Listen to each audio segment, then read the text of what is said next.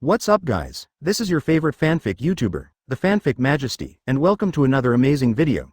You can follow me on Patreon for exclusive stories.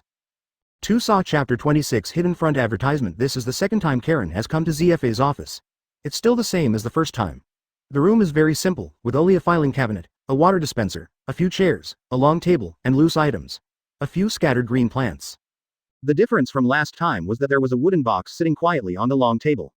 Karen stood opposite Zephyr excitedly and showed a questioning expression to Zephyr.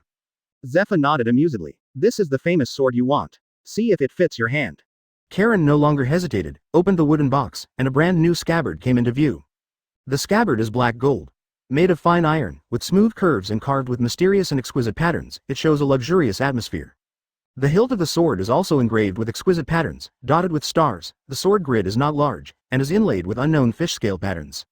With a kang kang sound, the sword edge was unsheathed, and the cold light flashed, revealing its sharp edge. Karen nodded with satisfaction and liked it more and more. After examining it carefully, he found that something was wrong with the sword because it was too new. This sword seems to be very new. Zephyr nodded. Yes, you have good eyesight. This sword is indeed very new, but it is not a new sword. It is a famous sword that was cast 3 years ago. It's just that I haven't found a suitable owner for it. Why? Karen asked curiously. Because there are very few people in our marine who use this kind of weapon, and there are even fewer people who have the strength to choose a famous sword, so it has been retained. Zephyr explained. Karen thought thoughtfully and said in a deep voice, so I am the first owner of this sword? Not bad.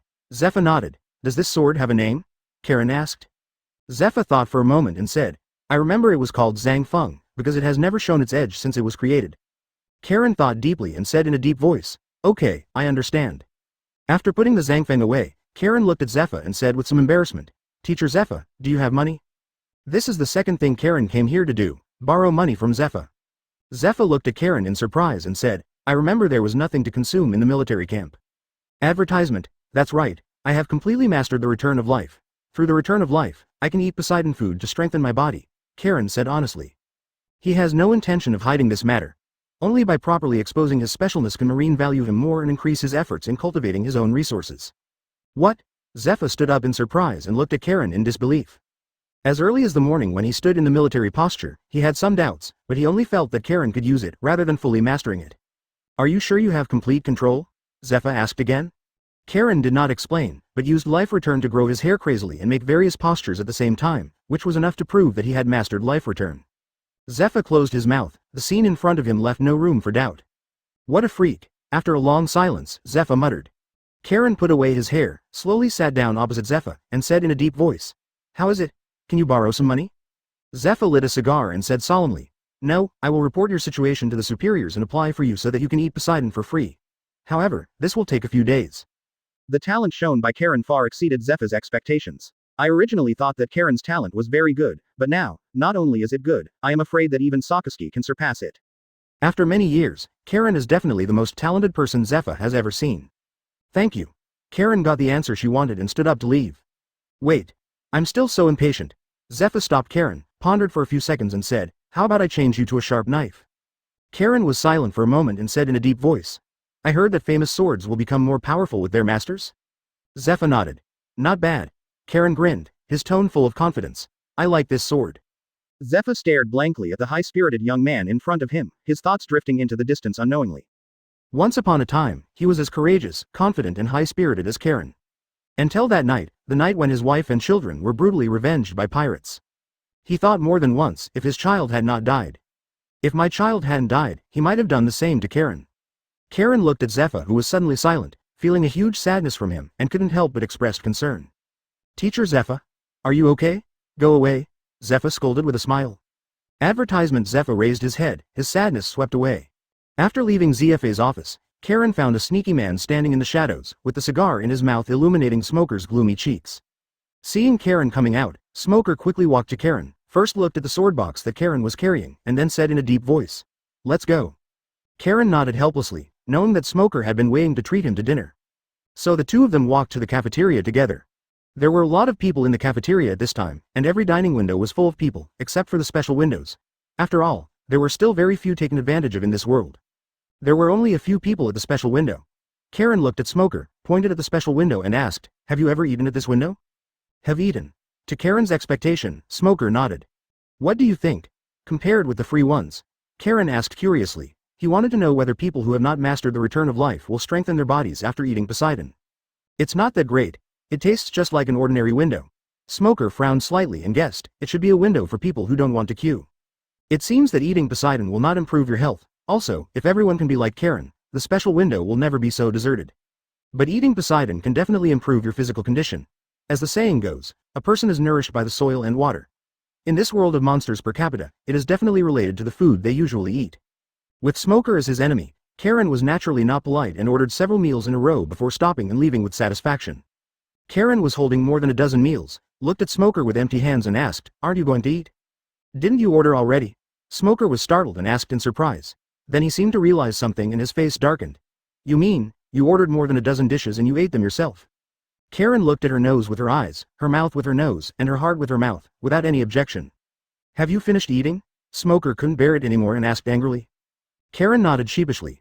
"Well, as I said, I eat a lot, and these may not be enough for me."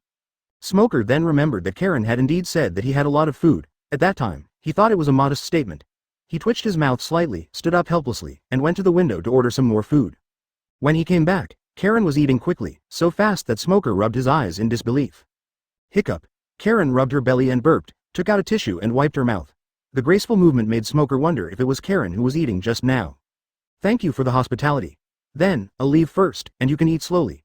Karen stood up, straightened her clothes, and straightened her back. With that said, he left without caring about Smoker's reaction.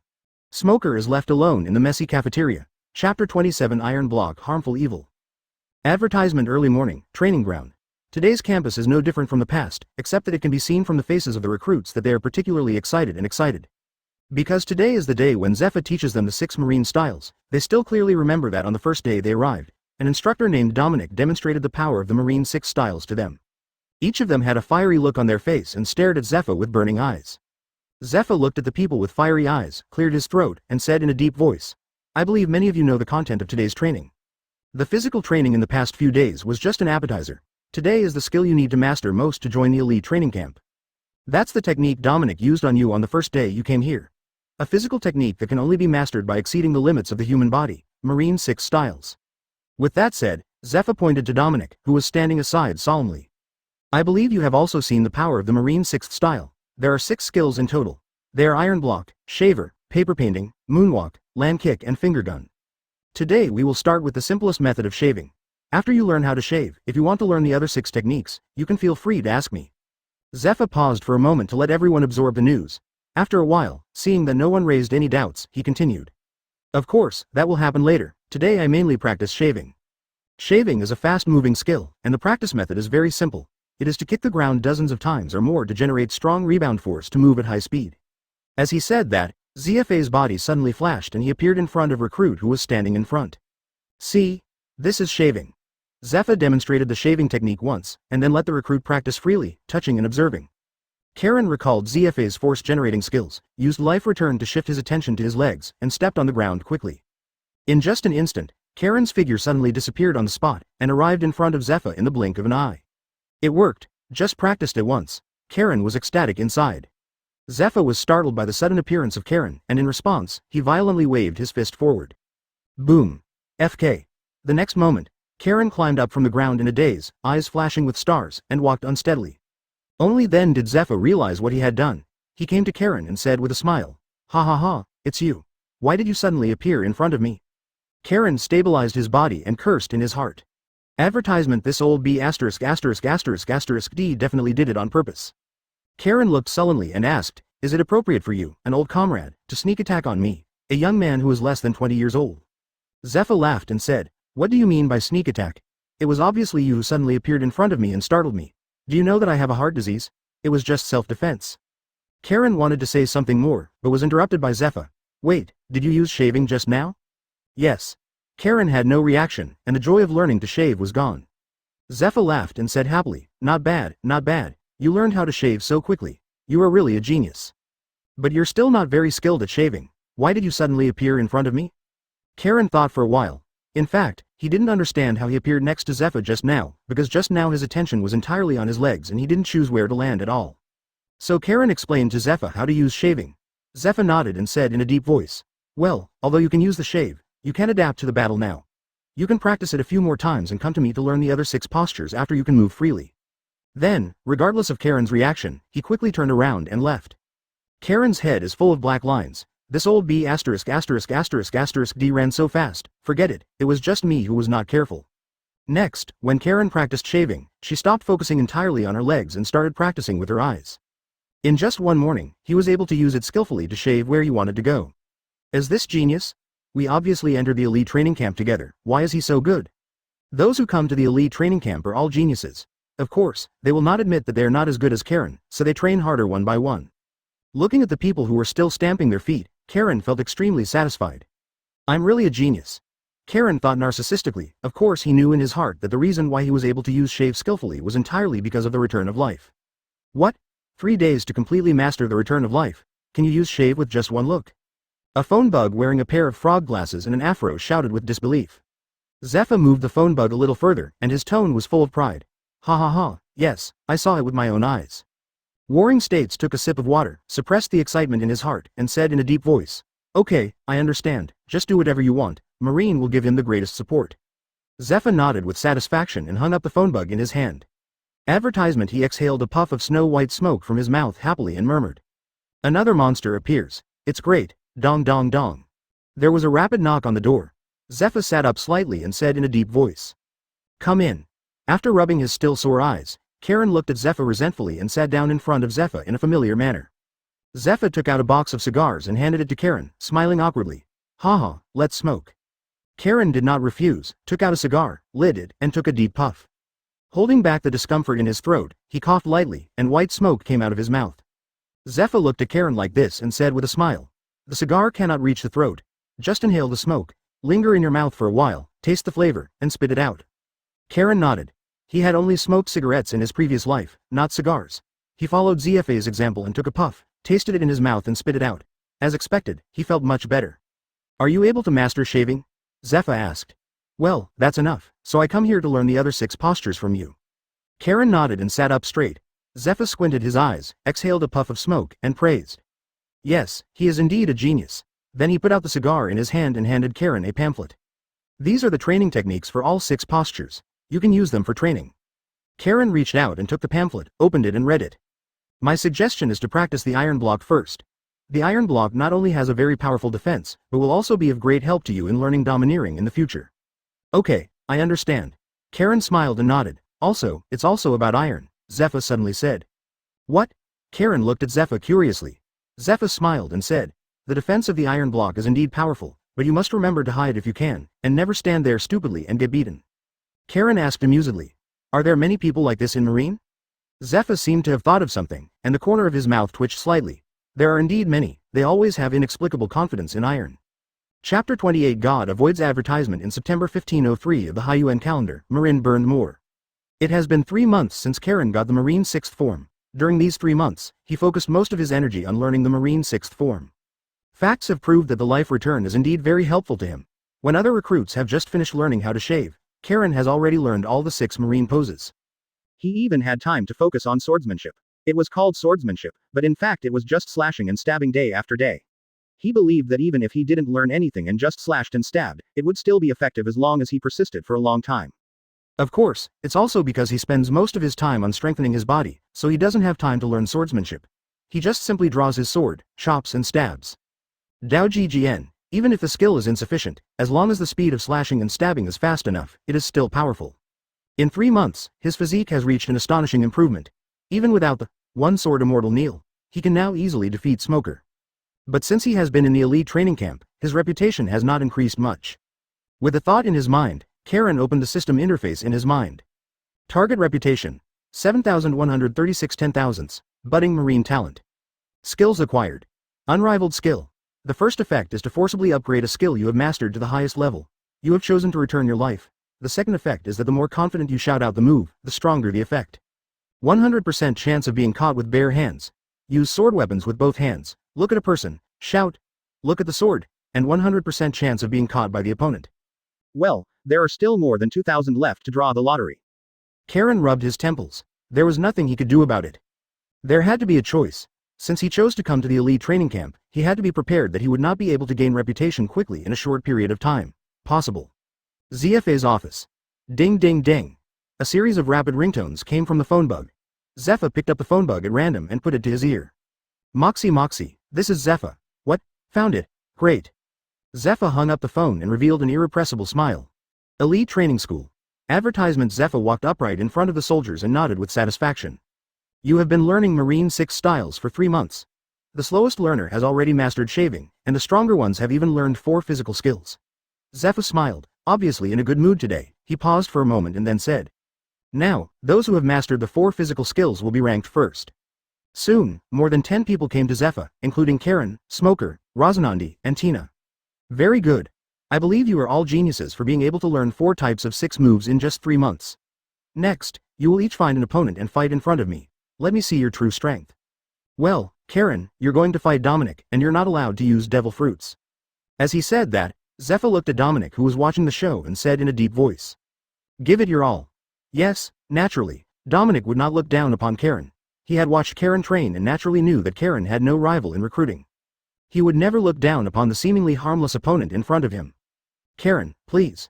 Dominic stretched out his hand to signal Karen to attack first, and looked at Karen's actions with a serious face. Karen nodded. He had played against many recruits in the past 3 months. In the first month, each had a victory or defeat, but later it was Karen's unilateral crushing. He has always wanted to find a chance to fight instructor, but he has never had the chance, and this time. Karen's eyes were filled with fire. He pulled out the hidden blade behind him and said in a deep voice, then I won't be polite. Instructor, be careful. As soon as he finished speaking, Karen swung his hidden blade fiercely, and a sharp sword energy rushed towards Dominic. He had already applied Lan Zhao's force-generating skills to swordsmanship. But as soon as the sword energy landed on Dominic, Dominic ducked away, his eyes flashed, and he appeared behind Karen. Finger gun, random fight. Dominic made his hands like spears, and the overwhelming attacks continued like a torrential rain. Karen's eyes narrowed slightly, and he was determined to test his physical strength, so he didn't hide and shouted. Iron block and golden bell. ZFA's face darkened as he stood watching the battle. It seemed that this guy didn't take his words to heart at all. Dominic felt as if his fingers had hit steel, and there was a hint of disbelief in his eyes. This guy's physical fitness is so strong, he's really a monster. Advertisement. Seeing that the finger gun could not break through Karen's defense, Dominic dodged back and said in a deep voice, you are indeed a monster, but you have to be careful next time. Although 3 months is a short period of time, Karen has changed drastically from what she was 3 months ago, so what about Dominic? Of course he will grow as well. A black aura gradually enveloped Dominic's fists. Karen's pupils shrank. It was armed domineering. Seeing this scene, Zephyr couldn't help laughing. Haha, I didn't expect this boy Dominic to learn domineering, not bad. Dominic looked at Karen solemnly. The moment their eyes collided, they both saw a strong fighting spirit in each other's eyes. Bang! Dominic's figure suddenly disappeared and reappeared in front of Karen's eyes. A powerful and heavy blow landed hard on Karen's lower abdomen. Karen didn't expect Dominic to be so decisive. He didn't have time to block and took a hard blow. He retreated continuously and a stream of scarlet blood slowly spilled out from the corner of his mouth. Without giving Karen time to react, slashes kicked out by both feet struck Karen like a storm. Lan Zhao storm. As expected of the elite of the previous class, Karen, who had taken a hard blow, admired in his heart. Karen moved and flickered during the slashing attack. Her body moved forward instead of retreating, and kept approaching. What a madman! Dominic sighed, with admiration in his eyes. Karen moved faster and faster, so fast that even Dominic didn't notice how Karen appeared in front of him. A sword shadow suddenly magnified in front of Dominic's eyes, and at the same time Karen's shout came. God avoids. Dominic didn't have time to dodge, so he quickly raised his arms and used his arm domineering force and the iron block to block this powerful and heavy blow. Boom. As soon as his arms came into contact with Zhang Feng, Dominic felt as if his arms were hit by a truck. His body tilted, and just when he thought he couldn't hold on, he suddenly felt that the force exerted on him became smaller. When he looked up, he realized that the sword Karen was wielding towards him was horizontal. If it's the sword's edge. Dominic shuddered, exerted force, forced Karen back, and smiled bitterly. I lost. Chapter 29. Have you ever hugged him? Advertisement? If instructor holds the weapon, I may not win. Karen put the Zhangfeng back into its scabbard and said modestly. Oh, you are wrong. If I had used weapons, I would have lost faster. Don't worry about me. If you lose, you will lose. I can afford to lose. Dominic stood up straight with a sigh on his face. The first time he lost to Karen was because of the Devil Fruit's ability. Now in just 3 months, he was no longer a match for Karen based on his physical strength alone. However, he can accept it because he has seen too many geniuses. Good boy, not bad. Zephyr walked to the two of them with a smile and patted Dominic and Karen on the shoulders. Teacher. They both spoke at the same time, respectfully. Zephyr nodded with satisfaction, looked at the elite students who had their own victories and defeats, walked to the center of the field, and said in a deep voice. Okay. I saw your performance just now. It was all very good, but a drill is just a drill after all. It's like a paper tiger that hasn't been tempered by blood. It will break if you rub it. So I decided to take a few of you for a practical training. He paused for a moment to watch the students' reactions. Hearing Zephyr say that he would take them for practical training, the dozen or so students who had learned 4 of the 6 marine moves couldn't help showing expressions of joy on their faces. You know, it is very boring in the elite training camp. They have no entertainment except training day after day. Now that they hear that they can train in actual combat, it means that they can leave Marin Fendo and go swimming in the sea. The faces of those who had not learned how to do it all had a lonely look on their faces, and all of them secretly made up their minds to train well. Are we leaving Marin Fendo? Smoker asked first. Yes, this time I will personally lead the team and lead you to the Sabody Islands. Zephyr nodded and said with a smile. Sabody Islands? Karen's mind moved. The Sabody Islands are the only way to the New World, so there are many pirates, businessmen and bounty hunters gathered here. For the vast majority of people, there are only 2 ways to enter the New World. One is to apply to the world government and pass through the Red Earth continent. One is to wrap the boat with alkymon mangrove resin, dive 10,000 meters, pass through a huge hole under the Red Earth continent, and reach the New World through the undersea route, Fisherman Island. I don't know which unlucky pirate group was targeted by Zephyr. Advertisement. I just got news that a group called the Blade Pirates will be plated from Sabody to the New World through Fishman Island. When Zephyr said this, he glanced at Karen intentionally or unintentionally. When Karen heard that it was the Blade Pirates, she clenched her hands unconsciously, and there was a faint murderous intent in her eyes. The long training did not make him forget this demonic pirate group, the pirate group that taught Karen his first lesson when he first came to this world. He still clearly remembers the flames soaring into the sky, like a bright night, and the wailing and crying in his ears are still vivid in his mind. Looking at Zephyr, who was still talking about the mission, Karen's heart felt warm. The Blade Pirates originated from the East China Sea and are a notorious pirate group. There are corpses everywhere they go. Every town they pass by is basically slaughtered. Zephyr first talked about some of the evil deeds done by the Blade Pirates, and then continued. The leader of the Blade Pirates is named Beard. He is a swordsman with a bounty of 79 million. There is also a first mate named Scott who has a bounty of 67 million. Karen was startled. He remembered the reward for the Blade Pirates very clearly. He remembered that it shouldn't be that high. Then he understood and clenched his fists. Okay. A dozen of you come with me and set off now. Zephyr was also in high spirits and didn't want to wait any longer. After boarding the warship, Karen controlled her inner excitement, walked up to Zephyr, and thanked. Thank you, teacher. Zephyr naturally knew why Karen thanked him. He exhaled a puff of smoke, patted Karen on the shoulder, and said in a deep voice. Hate is a good thing, it will make people progress, but sometimes hatred can also make people lose their minds. You are already very strong now. I believe you will not let me down. Karen nodded solemnly. I will not let you down. Teacher. Suddenly, a sassy female voice with surprise interrupted the conversation between the two. Karen looked forward curiously and saw a beautiful woman wearing a cloak of justice, a Japanese-style hairstyle, a peach-colored short skirt, and a spider tattoo on her left leg walking over quickly. Advertisement. The person who came here has a good figure, with a curvy front and a curvy back, and is slim and graceful. Just one glance caught Karen's eyes. So big. No, so white, it should be very soft. Controlling the evil thoughts in his heart, Karen quickly cast his gaze to the distant sea, filled with endless reveries in his mind. It is said that pirates have many Lolita, and Marine has many royal sisters. This sentence is absolutely true. First it was Tina and now there is Guon. They are the biggest obstacles on their way to becoming stronger, and they cannot let themselves fall into this kind of gentle land. Alas, which one should I choose? So troubled. No, what am I thinking? Getting stronger is my goal, but... Karen stole a glance at Guon again, but she didn't expect that Guon was also looking at her, and their eyes met. Karen hurriedly shifted her gaze and smiled awkwardly at Guon. Seeing the person coming, Zephyr put out the cigar in his hand and said with a smile. It's you, Guon, is this the warship you are leading? Yes, teacher. Why are you here in person? Guon asked in confusion. I am going to take this year's elite students for a practical training. The target pirates are near the Sabody Islands. Because time is tight, I asked you who are patrolling in Sabody. Zephyr explained. Guon looked at Karen standing behind Zephyr curiously and asked. They are this year's elite, they look good. Ha ha ha, that's right. Let me tell you, his potential is very scary, he might become the next Sakaski. Zephyr seemed particularly excited when he mentioned his students. Guon was shocked. He didn't expect Zephyr to have such a high opinion of Karen, so he couldn't help but look at Karen a few more times. The young man in front of me is about 2.5 meters tall, not very tall, with handsome features, bright eyes, and short blonde hair that makes him look very energetic. Aware of his own gaze, he gave himself a shy smile. Guon suddenly felt that the boy in front of him looked familiar. Suddenly, Zephyr seemed to have thought of something and said in a confused manner. Ha ha ha, I remembered, you hugged him. Chapter 30 Kids, gather. Advertisement. Zephyr's abrupt words caused a deathly silence in the entire audience. Karen looked confused and didn't understand why Zephyr said this. He had no impression of Guon at all. Guon was also confused. Although she was not young, she didn't remember having a junior like Karen. So the two looked at Zephyr in confusion. Looking at the two people who looked confused, Zephyr patted his head and smiled. Ha ha ha, I forgot. You were in a coma at the time. As for Guon, you should have an impression. It was at the recruiting training school. Coma. Recruit training camp. He fainted twice in the school field, once during the assessment and once during the battle with Zephyr.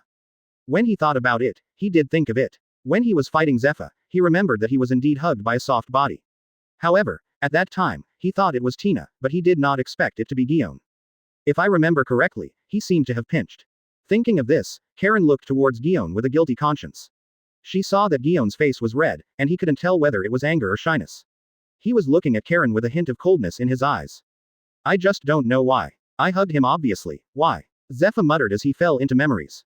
Teacher. Karen and Guon spoke at the same time, stopping Zephyr who was about to recall. Why, have you remembered? Zephyr said with a smile. I remembered. Guon glared at Karen and gritted his teeth. A drop of sweat the size of a soybean slipped from Karen's cheek, and he stammered. Yes, really. I have no impression of this matter at all, ha, ha ha. Guon looked at Karen in a funny way, not understanding why this guy definitely remembered what happened that day. Zephyr looked at Karen who was sweating constantly and couldn't help but asked with concern, You brat, what's wrong with you? Karen wiped the sweat from his face and said nonsense. I'm seasick. Zephyr looked at the warship that had not moved yet, and then at Guon, and said with some confusion, but the ship hasn't moved yet. Maybe it's psychological. I felt nauseated as soon as I got on the boat. Karen didn't know what she was talking about. Really, it seems that you need to strengthen your training on ships in the future. What does it mean to be seasick as a marine? Zephyr seemed to accept Karen's reason and shouted angrily. Then he smiled awkwardly at Guon on the side. Haha, little Guon, I made you laugh. I didn't expect this kid to be so disappointing. I'll train him well when I get back. Guon regained his previous composure and said thoughtfully, You should really train him well. Well, teacher, I'm leaving now. I won't disturb you and reminisce with Guon-senpai. Karen didn't dare to stay any longer, he just wanted to leave here quickly. Advertisement. Senior. Guon frowned and muttered to himself, and his eyes turned cold when he looked at Karen. Karen only felt that an iceberg was staring at him, and shuddered unconsciously. Why don't you go for a walk? I have some seasickness medicine that I brought with me. You can take it and rest for a while. Zephyr took out a box of seasickness medicine from his pocket and handed it to Karen. He pointed to the stool aside and motioned for Karen to sit down. This. Karen took the seasickness medicine and looked at Guon at a loss. Guion's face was cold and unmoved. Karen had no choice but to take out a pill, put it in his mouth, and sit on a stool nearby. Seeing Karen sit down, Zephyr continued to Guon. Actually, the reason why I chose your warship is for you and him. For me and him. Guon widened his eyes and asked in confusion. Yes, I know that you are one of the few masters with swords in marine, and he happens to be a swordsman, so I would like to ask you to teach him some time. Zephyr pointed to the long sword on Karen's back and explained. You know, although my physical skills are okay, I am not as professional as you in swordsmanship. Really? So this is what happened. Guon turned to look at Karen and smiled at him. Okay, I understand. I will definitely guide junior Karen well. Zephyr nodded with satisfaction and said solemnly to Karen. What are you doing standing still? Why don't you thank Guon? Karen showed a smile that was uglier than crying. I thank you Junmei, senpai.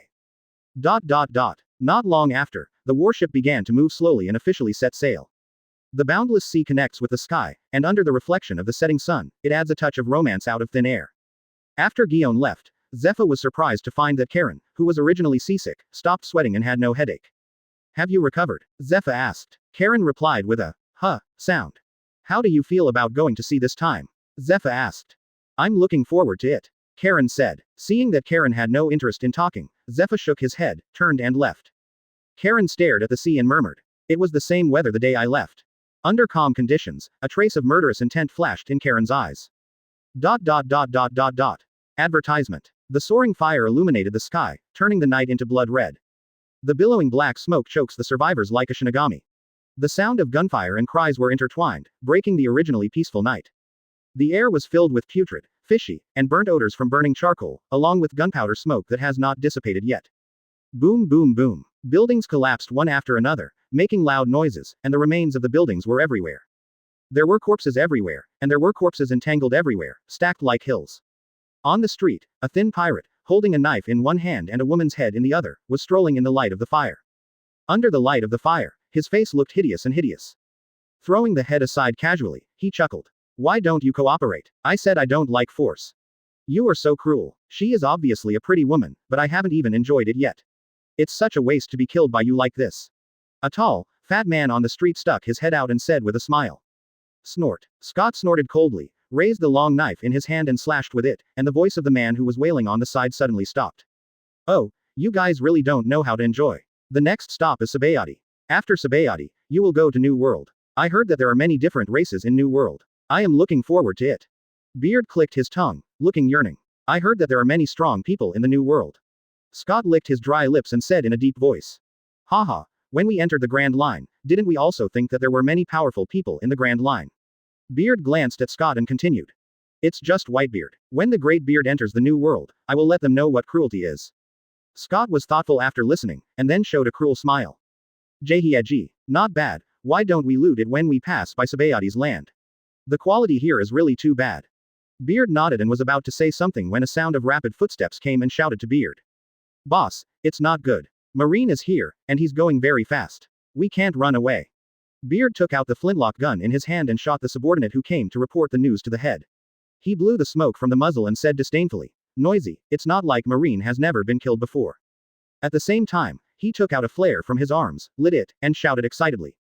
Boys, gather together. Chapter 31 Anger. Advertisement. Black smoke filled the air, like a huge dark cloud, covering the entire island.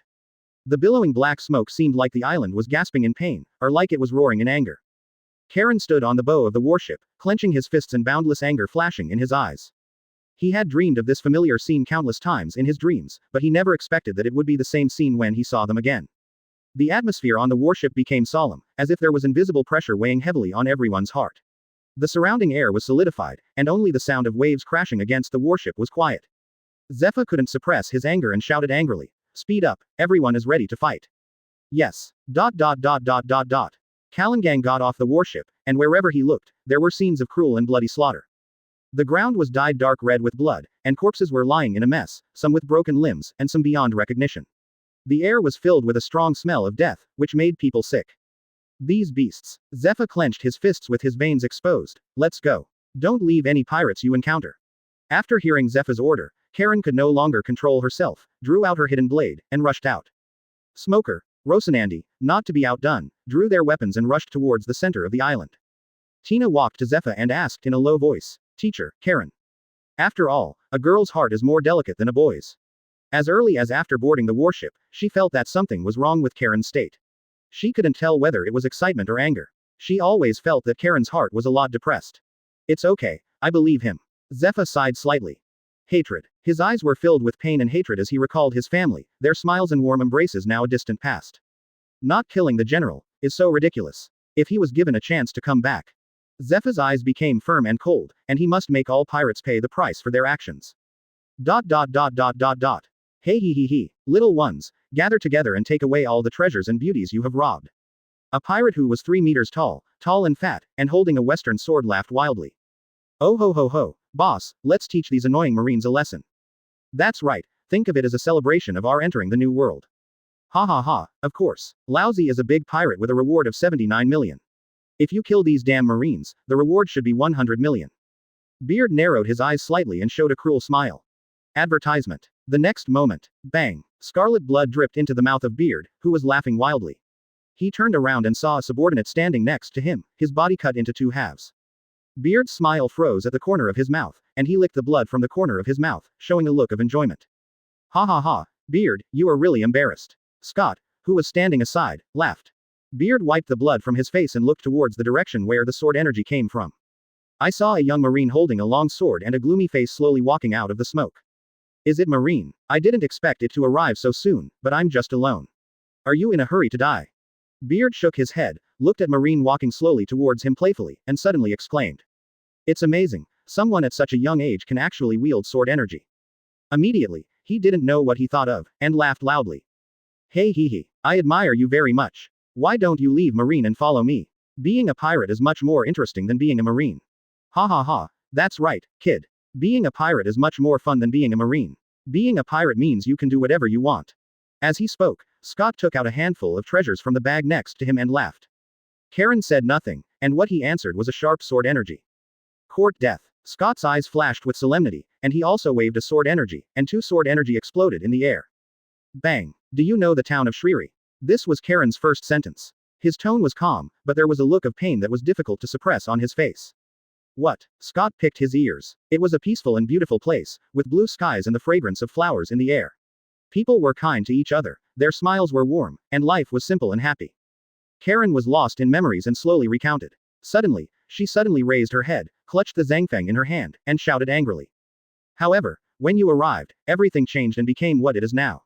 The sky was no longer blue, but blood red, and there were wailing and crying everywhere. Ha ha ha, it turns out they are seeking revenge. Scott laughed. What a garbage town, it's just a lousy supply depot. Really? Boundless murderous intent appeared in Karen's eyes, and he walked faster and faster. Slowly, his figure was like a sharp arrow shot from a strong bow, rushing towards Scott.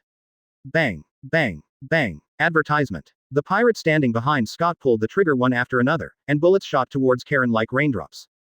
Karen dodged sideways, waving the long sword in his hand at the same time, and the overwhelming sword energy swept towards the pirates like a strong wind. Crescent moon clashes. As the sword shadow flickered, Karen's figure suddenly disappeared from the place like a ghost. The pirates widened their eyes in horror, trying to find his trace. How is it possible? At this speed, Scott put away his smile and looked at the scene in front of him in disbelief. A sense of fear suddenly emerged in his heart. He didn't expect Karen to be so fast. PFF'd. The sound of a sharp blade inserting into flesh sounded behind him, and Scott turned around sharply. I saw Karen standing behind him with a smile, and at the same time, a long sword appeared on the chest of his man. Scarlet blood gurgled out like spring water, and cold sweat slipped uncontrollably from Scott's forehead. He asked himself in his mind that if the blow just hit him, he would not be able to dodge it. Karen left a solemn smile towards Scott, and the next moment, the figure disappeared into the darkness. He wanted Scott to die in fear. Karen's figure flickers in the battle, and his swordsmanship is as beautiful as art, but full of fatal threats. Every attack he made was like dancing, elegant and cold, making it impossible for the pirates to resist. Every time he swung his sword, it was accompanied by exclamations and screams from the pirates. The surviving pirates looked at this scene in horror, and huge fear spread in everyone's hearts. This marine's strength is really too strong. Not on the same level at all. Damn you kid, how can you be so strong? Run away quickly. As soon as the sound of escaping started, it spread like a plague among the Blade pirates. Bang! Beard shouted out and shot the escaping pirate in the head. His face was not very good, and he said sadly. Escape. Whoever dares to run, I will let him take the first step. Lousy is a big pirate with a bounty of up to 79 million yuan. He is just a marine kid. I still don't take him seriously. What should I do, Captain? Scott asked anxiously with cold sweat streaming down his face. Hey, hee, don't forget, Lousy is a devil fruit user. Chapter 32 Bullfrog Fruit. Advertisement. Mentioning this, Beard's face reappeared with a smile. It was not like he had never seen an opponent stronger than himself before. But no surprise, he still won, all because he is a devil fruit user. The devil's methods are not something that a mere swordsman can resist. Yes, ha ha ha, the captain is a devil fruit user. Yes, as long as the captain uses devil fruit, we will not be defeated. Thinking of this, they all looked at Beard expectantly, with admiration in their eyes. Beard did not disappoint them either. He suddenly lay on the ground, his legs gradually became swollen, his body turned green, his eyes stared out, and a long tongue protruded from his mouth. Zoology, frog fruit, bullfrog morphology. This is his devil fruit, but it is too ugly after the transformation, so he rarely uses it. After transforming into bullfrog form, his explosive vision and hearing were greatly enhanced. Beard put the western sword in his hand on his tongue and stared at the surrounding environment with vigilant eyes. When Karen harvested his men again, his eyes flashed. Humph, I saw it. Bang. In an instant, Beard's thick hind limbs exerted force, his tongue rolled around the western sword, and he struck hard at Karen. The sword is like a gust of wind, with majestic momentum. The sword body draws a sharp arc in the air, carrying a sharp sword energy. His speed was so fast that Karen didn't even react. Boom. Karen couldn't dodge and took the blow hard, and his body flew upside down like a kite with its string broken. With a rumble, the building in the distance collapsed, throwing up bursts of smoke and dust.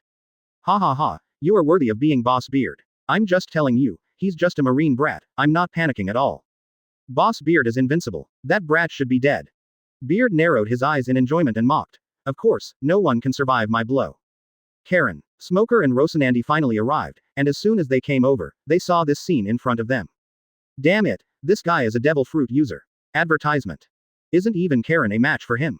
Smoker and Rosanandi were shocked. They were no match for Karen in the military academy. They didn't expect that Karen would be defeated by this ugly thing in front of them. Huh, 2 more little brats are coming. Beard noticed that 2 more marine brats were coming, and said with a ferocious smile, Hey, don't panic, I will send you to see him in hell right away. Using the same move again, Beard used his legs fiercely, curled the western sword in his tongue, and shot towards Smoker and Rosanandi. The sharp sword tip kept dilating Rosanandi's pupils. Beard's speed was so fast, and he was worried about Karen, so he forgot to dodge for a while. In the flash of lightning, he felt his body tremble violently, and the sharp sword edge slashed across his arm, leaving a clear trail of blood. Are you looking for death? Get moving. Smoker's voice came from the side, and the gloomy voice made Rosanandi tremble. Karen, Smoker frowned. Beard's speed was very fast, but it wasn't like he couldn't dodge. He didn't understand why Karen was hit by such an attack.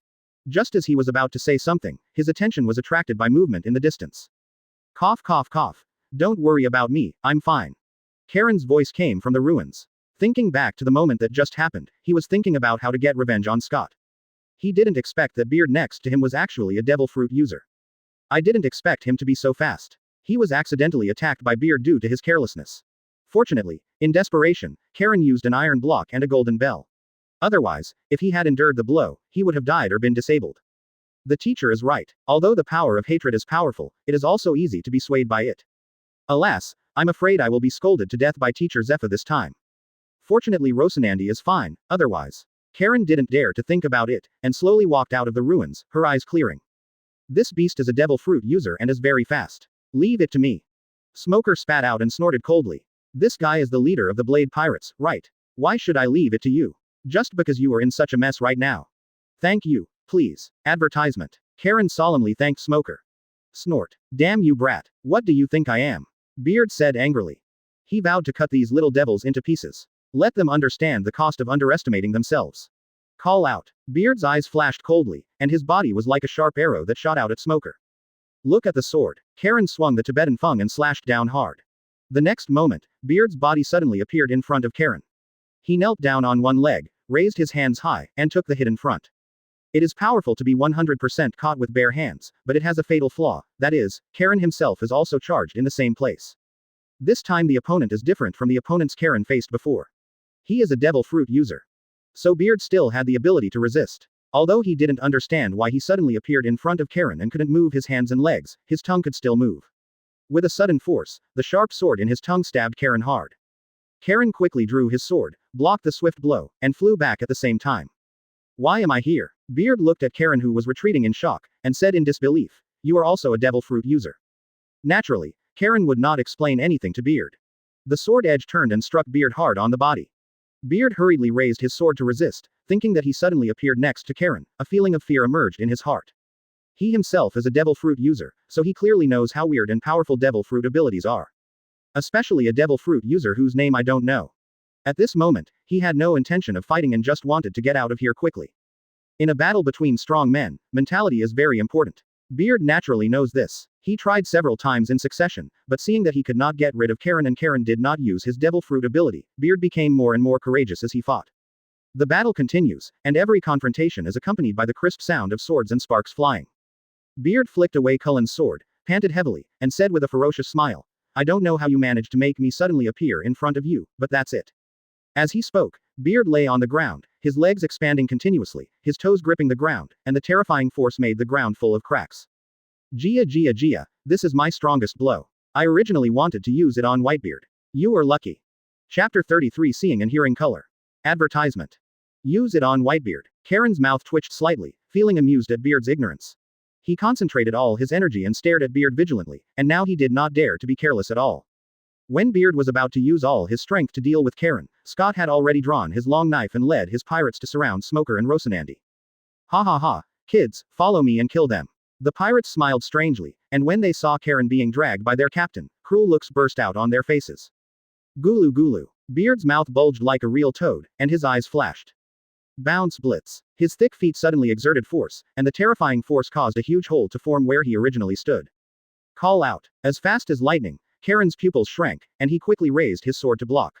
The sound of weapons clashing was endless. Under Beard's fierce offensive, Karen could only keep retreating and resist with difficulty. Beard's speed exceeded Karen's imagination and could not be caught with the naked eye. At this critical moment of life and death, his thinking became calmer. The reason why he can still resist now is entirely because he has used all 5 senses to return life. In the fierce battle, Karen's eyes gradually became focused and sharp. His body instinctively responded to every attack from the enemy, but his heart seemed to have entered an ethereal state. As the battle progressed, Karen began to notice a strange feeling. He could vaguely feel Beard's breath and movements, as if he could predict his next move. This feeling was weak at first, but became stronger and stronger as time went by. Is this seeing and hearing? Karen had a guess in her mind, and sure enough, fighting is the best teacher. Luffy learned simple 3-color haki after studying with Rayleigh for 2 years, but under the stick education of Mr. Kaido, the 3 sticks learned Conqueror's Entanglement. With the awakening of the color of knowledge, Karen's every block and dodge became easier. But he didn't seize the time to fight back. Instead, he closed his eyes and let himself become more familiar with the feeling of seeing, hearing, and seeing during the battle. Slowly, Beard's offensive slowed down. In this state, his physical strength was extremely exhausted. Hufufu. Beard gasped, his eyes full of disbelief. You must know that in this state, even he himself can't judge his own attack. Advertisement. How is it possible? Why can you see my attack clearly? Karen slowly opened his eyes, stood with his sword in hand, and said calmly, haha, nothing is impossible. Look at yourself, you are really a frog in the well. Impossible, I don't believe it, no one can escape my attack. Beard broke down and yelled. Karen shook his head, with a faint smile in his eyes, and said lightly. Do you have any other skills? If not, it's my turn. Beard forced himself to wake up from the collapse, and his eyes gradually became clear. It doesn't matter, even if my attack doesn't work, he still can't hit me. Lousy is a devil fruit user. No one can stop him from running away. What about his crew? This was beyond the scope of his thinking.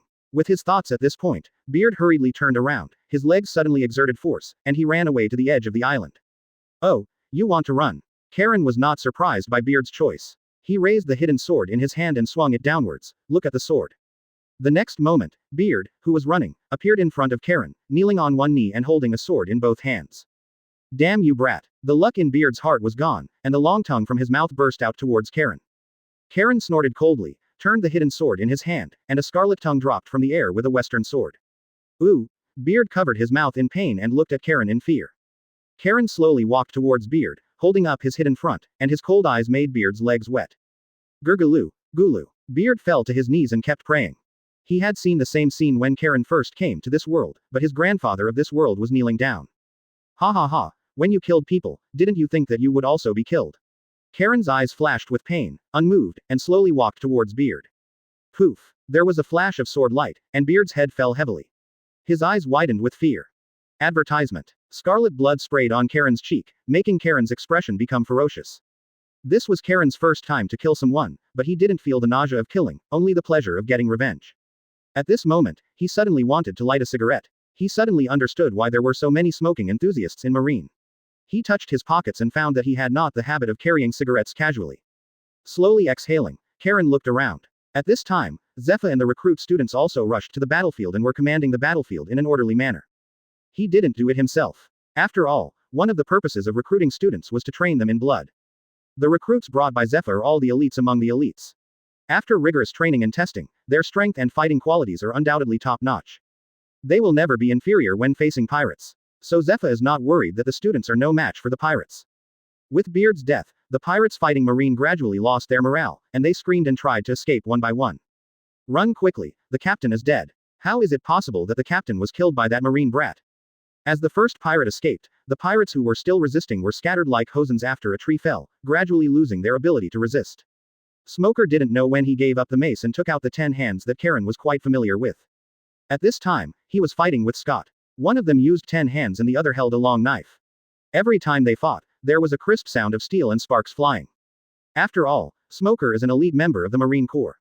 In addition, Scott heard about the death of his captain, and he slowly showed signs of fatigue. It was obvious that in a few rounds, he would be defeated by Smoker's 10 men. Karen naturally wanted to take action against the enemy in front of him, but when he saw that it was Smoker who was fighting Scott, he felt a little embarrassed. Seeing that Scott was about to lose to Smoker, Karen shouted anxiously, "Smoker, leave your opponent to me." Without waiting for Smoker to answer, he waved his hidden sword and Scott's figure appeared in front of Karen. Smoker, who was in the middle of a battle, looked at Karen blankly. He was about to collapse. Why was Karen taking away every time he chose an opponent? So he shouted angrily. Karen, you. Just when I was about to say don't bully others too much, I noticed that Karen's scarlet eyes revealed a strong murderous intent. He has never seen Karen like this. In his heart, Karen has always been a somewhat funny and peaceful person. Swallowing a gulp of saliva and cursing in his heart, Smoker looked for his next target again. Damn, this guy is so secretive. I don't usually see him being so crazy. Chapter 34 for Justice. Advertisement. With a blur in front of his eyes, Scott found himself kneeling beside Karen at some point. Facing Karen's cold eyes, Scott trembled all over, his frightened eyes kept dodging. He slammed his forehead on the ground, his voice full of fear. Please, let me go. Karen's voice seemed to come from hell, without any emotion. You also know how to be afraid. When an old man begs you for mercy, why don't you let him go? I'm sorry, I was wrong, I know I was wrong. Scott didn't dare to raise his head and kept begging for mercy. Karen had a vague smile on her lips, and there was a hint of mystery in her eyes. He whispered softly, as if he was telling a secret that only he knew. You know, you were almost able to find me at that time. It was just a little bit away from you being able to end my life. If you had found me at that time, if I kill me, maybe you won't be the one who dies today. Scott's begging voice paused, and he looked up at Karen, his eyes filled with regret. Of course, he did not regret his act of massacre, but regretted why he did not search carefully in the first place and left such a flame of revenge. Karen was very satisfied with Scott's expression. He just wanted Scott to die in regret and fear. Karen slowly walked towards Scott, put Zhangfeng on his neck, and rubbed it slowly like a not-so-sharp saw. This touch is not a sting, but a kind of hair-raising torture. Scott felt the friction on his neck, his whole body froze, and he slowly lowered his head, his face twisted with fear, but he did not dare to moan. Out of sight of Karen, Scott slowly and cautiously pulled out a sharp dagger from his sleeve. There was a fierce light in his eyes, revealing the malice hidden deep in his heart. His begging for mercy was his disguise. He knew that Karen would not let him go. His real purpose was to attack and kill Karen before he could react. Even if he died, he would scrape off a piece of Karen's body. Fang. PFF'd. Knowing that he couldn't survive, he held the hidden edge in his throat and rushed towards Karen. Advertisement. Naturally, he could not succeed. Karen knew the cruelty of pirates, so he had long been prepared for Scott's counterattack before his death. But he really didn't expect Scott to be so cruel. Seeing Scott holding his throat and howling in pain, Karen showed a trace of cruelty. Kicking Scott to the ground, holding a hidden blade, he scratched Scott's skin bit by bit. He was like an artist, constantly perfecting his work. Kill me, kill me.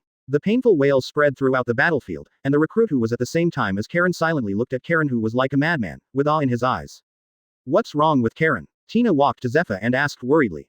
Zephyr blew out a puff of snow-white smoke, sighed, and said slowly. Alas, this pirate group massacred Karen's hometown. There is no one left alive in the town. Tina's eyes widened, her mouth opened slightly, as if she wanted to say something but couldn't make a sound. She didn't know how to comfort Karen, so she just stood there quietly, looking at him with concerned eyes, hoping to bring him a little warmth and comfort. Smoker also heard Zephyr's words, and his anger towards Karen gradually calmed down. Rosanandi walked towards Zephyr, glanced at Karen who was creating, and asked in a deep voice. Don't worry about it, I feel that Karen's state is very wrong. It's okay, just let him vent. Zephyr shook his head, looked around, and said seriously, how is the battle going? Report to the teacher. All pirates have been annihilated.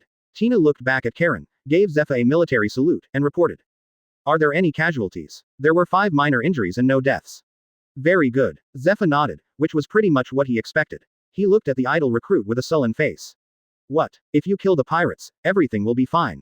Why don't you quickly check to see if there are any survivors? Yes. The recruits no longer wanted to stay here any longer.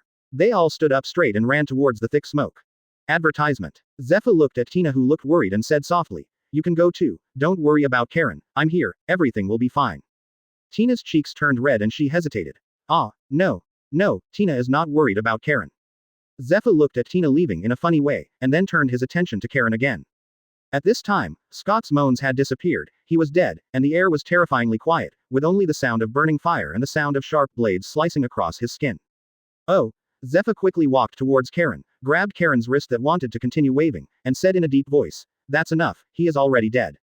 Karen's face was full of exhaustion and numbness, as if he had lost his soul.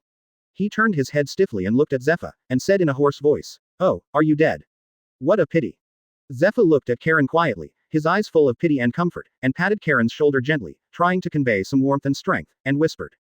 Yes, Karen, it's over. You've had your revenge.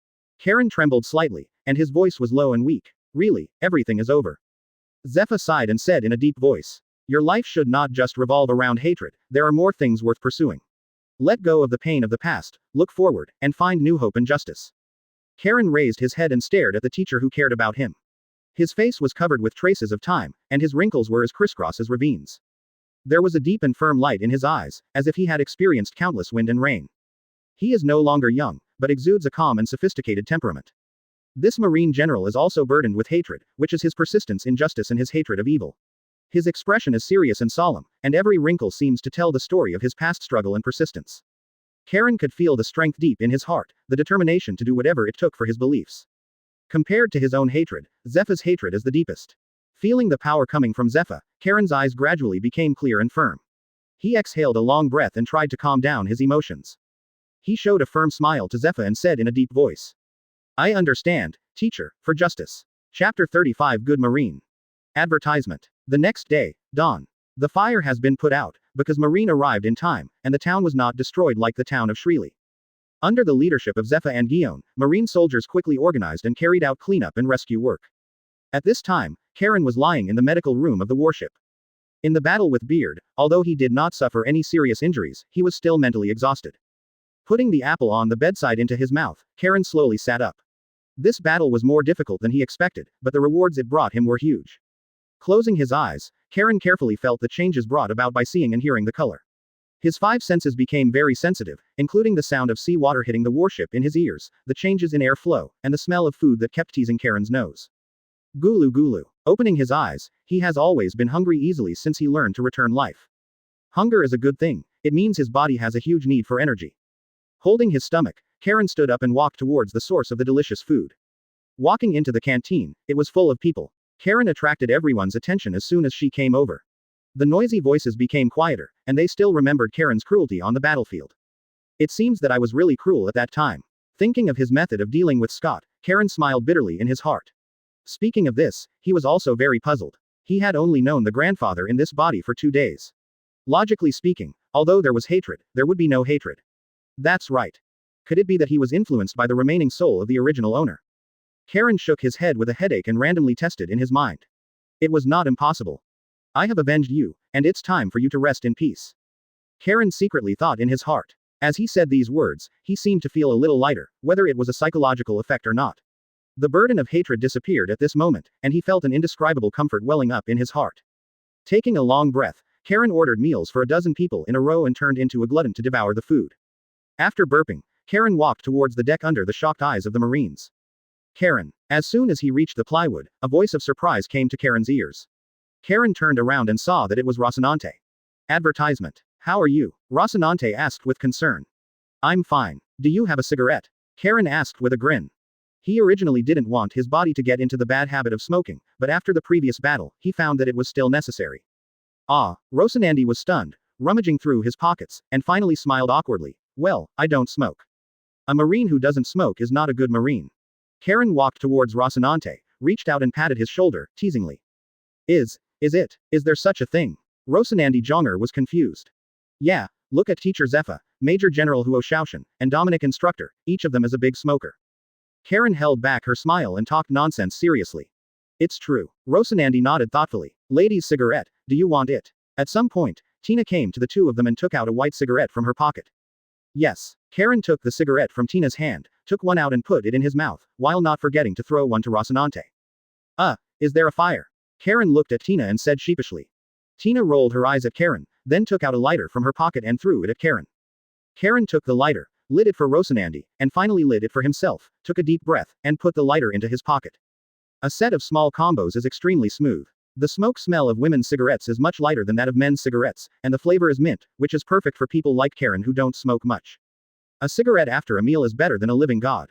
Karen sighed as she exhaled a puff of white smoke. Tina walked towards Karen, stretched out her hand and looked at Karen. Karen asked in surprise, what's wrong? Lighter. Tina stared at Karen with a stern face. Advertisement. Karen smiled awkwardly. Ha ha ha, don't be so stingy, I will use this first, and when I have time to buy you one, I will return it to you. After saying that, without waiting for Tina to reply, he slapped his head and said, well, Teacher Zephyr said that when I wake up, he asked me to find him. I'll go first, you guys are busy. With that said, he walked quickly towards Zephyr's room. Tina looked at Karen, who was escaping in a funny way, with the corners of her mouth raised slightly. Buy me one. ... After getting rid of Tina and arriving on the deck of the second floor of the warship, Karen unexpectedly found Zephyr watching the busy people at the railing on the second floor. Hearing Karen's footsteps, he said calmly without looking back, "Are you here?" Looking at the slightly lonely Zephyr, Karen nodded, with an evil thought in his mind, and said calmly, "I'm here. You brat, come here as soon as you come. Why are you standing so far away?" Zephyr turned around and cursed with a smile. Seeing that Zephyr was not cooperating, Karen nodded in frustration and walked to Zephyr's side unhurriedly. "What are you doing? Are you in a bad mood?" Zephyr turned his attention back to the busy marine. "It's a bit uncomfortable." Looking at the ruins of the town in the distance and listening to the crying that came from time to time, Karen took a deep breath from the cigarette, and the white smoke slowly drifted in the air. "Just get used to it." Zephyr's expression could not be seen clearly, and his voice was a little tired. "Are you used to it?" Karen solemnly looked at Zephyr's side face and asked. Zephyr's lips moved slightly, but he didn't make any sound. There was a flash of pain and helplessness in his eyes, and the destruction and injury caused by the war will always be deep in his heart. Karen stared at Zephyr, and he understood that Zephyr could not get used to it. Being accustomed to the cruelty of war meant indifference to human nature and indifference to life. Zephyr turned his head, the sea breeze blew the corners of his clothes, his eyes were firm and serious, his voice echoed in the sea breeze, with a heavy sense of mission. "This is the meaning of marine, to eliminate pirates and not let them people are harmed." Karen stared blankly at Zephyr's determined pupils and nodded slowly. "Okay. I didn't ask you to come to me just to talk about this." Zephyr put away the solemn expression on his face, and his eyes gradually became gentle. "Oh, what's the matter?" Karen asked curiously. "Have you awakened your knowledge and knowledge?" Chapter 36 Domineering. Advertisement. As if he was afraid that Karen would not understand, Zephyr explained, "It is a very wonderful feeling. To put it simply, it is a super sense that is born when the five senses become sharper. You can sense attacks, predict the opponent's next moves, and sense the opponent's strength." Karen nodded solemnly. "Yes, I realized this state during the battle with Beard." Although he had long expected Karen's awakening, he was still full of shock when he saw Karen nodding in recognition. Awakening haki is not as difficult as conquerors, but those who can awaken haki are very rare, not to mention those who can awaken it in just one battle. What a genius. Zephyr sighed and nodded with satisfaction. "Since you have awakened the haki of wisdom and color, I will tell you the other two training methods of haki." Karen concentrated and made a gesture of listening carefully. Ahem. Domineering is the potential power possessed by all human beings. This innate ability is the three powers of spirit, strength, and soul in human beings. People call it domineering. However, the vast majority of people are not aware of this power, or they are unable to exert it throughout their lives. These three domineering colors are the seeing color that represents the spirit, the armed color that represents strength, and the conqueror's color that represents the soul. Zephyr paused as he spoke, looked at Karen, who was listening carefully, and continued, "You have awakened to the color of knowledge. I believe you also felt his subtlety in the previous battle. Don't be complacent. There are levels of domineering. What you awakened before was just the initial stage of seeing and hearing. Advanced haki can predict the future, and a more powerful one can even feel the other person's thoughts and emotions, and convey the user's own consciousness to others, affecting the minds and thoughts of others and generating strong resonance, and even it can change the other party's values and ideology. But this kind of knowledge is usually innate, and there is no way to achieve this through training. Karen, who can predict the future, knows that it is Wang Lufei's teacher, Teacher Ka-er. As for changing other people's minds, Princess Otahime of Mermaid Island in the deep sea once used it. That is a kind of haki that is rarer than conquerors. Advertisement. As for the armed color, it can improve personal defense, acting like invisible armor. It can also evolve into attack power, and then compete with devil fruit users, and can even touch the entity of Logia fruit users. You left the military academy. The Dominic who fought with you before will be armed and domineering." At this point, Zephyr slapped himself on the head. "Forgot, you haven't seen the power of the Logia fruit yet. Let me tell you this, when you don't know how to arm yourself with haki, when you meet Logia's opponent, your attack will be like water off a duck's back. But you don't have to worry. Logia fruits are very rare, even in our marines. But they are all very powerful people without exception. It's a pity that you have already eaten the devil fruit, otherwise, alas." Zephyr shook his head in annoyance. "It's okay, I quite like my word fruit." Most people thought he was eating the Paramesha devil fruit, so he naturally wouldn't deny it. The corners of Karen's mouth turned up and she smiled. "Oh, you don't know how powerful the Logia fruit is, otherwise you will definitely regret it." Zephyr smiled helplessly. He did not eat the devil fruit because he was very confident in his domineering power. But that's okay. Without the Logia fruit, you won't rely too much on the ability of the devil fruit.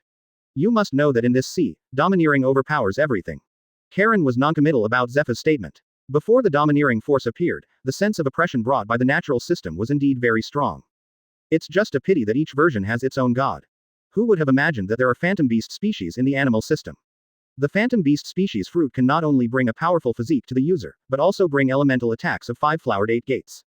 The emergence of phantom beasts makes Logia seem like a joke. In the later stage, other elements were better. Burn the fruit. Looking at Karen, who looked indifferent, Zephyr secretly made up his mind.